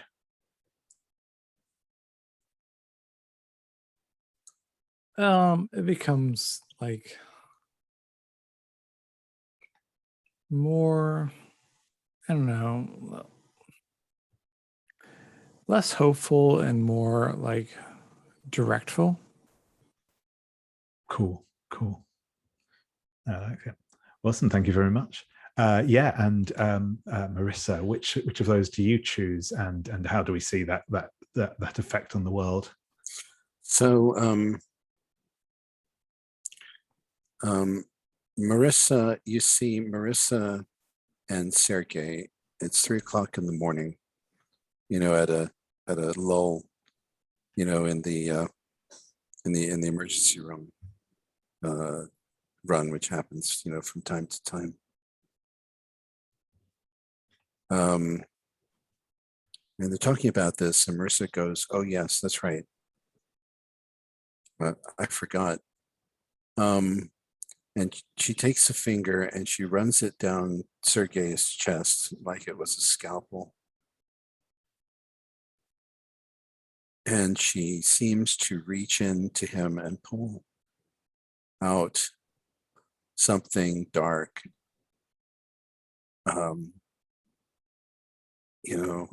something, a shard of black material, like a big splinter in a wound, and she throws it away. And he goes, "What just happened?" And she goes, "Don't worry about it." And I take in his cynicism. Nice. Awesome. Thank you very much. And Matt, how about yourself? Which of those options would you like to choose? And yeah, what do we see as that takes effect? Some of these are really selfish. Yeah. They're shockingly selfish, and it's weird. It gives me weird feels. Yeah, I think what we see is Matt is at some like a community center, and that's where he does some of the physical training, or it's at a gym, like a run-of-the-mill gym, and he's working with one of the students or his new trainees that he picked up via the coffee shop, and they finish up, and he sees that there's somebody asking at the front desk, and this guy in a suit comes up, and there's like, it's all musical montage stuff, but there's a little bit of confusion on Matt's face, and then the guy hands an envelope to Matt, and Matt kind of opens it up, and he looks, and his eyes widen, and then the camera pans around and over the shoulder, and you see this like check with a bunch of zeros, and it's from the clinic, and I am choosing expropriation. The vessel's wealth and status is taken for his own. Yeah. Nice. And that's just kind of, oh, great. Brilliant. I like it. Thank you. And last but not least, Tristan, what choice does Tristan make, and how do we see that affect the world? I was going to help out Beth, but I can't do a better healing scene than Marissa did. I'm going to choose expropriation as well, but it's invisible. I still work at the convenience store, but there is a slush fund now for all the people in my network, all the office drones and waiters and waitresses and secretaries, and temps that are throughout the city. They have this extra cushion that they can rely on when they don't get tipped, and they don't, they get let go from the temp job. So, which happens to also increase my influence over them, but that's fine. Perfect. Lovely. Thank you very much, everyone. It's been a lot of fun running through tonight. I hope we at least got a, if not like a full exploration of the game, I think we've got a good taster of it. So I hope this has been fun. I'm going to stop the recording now.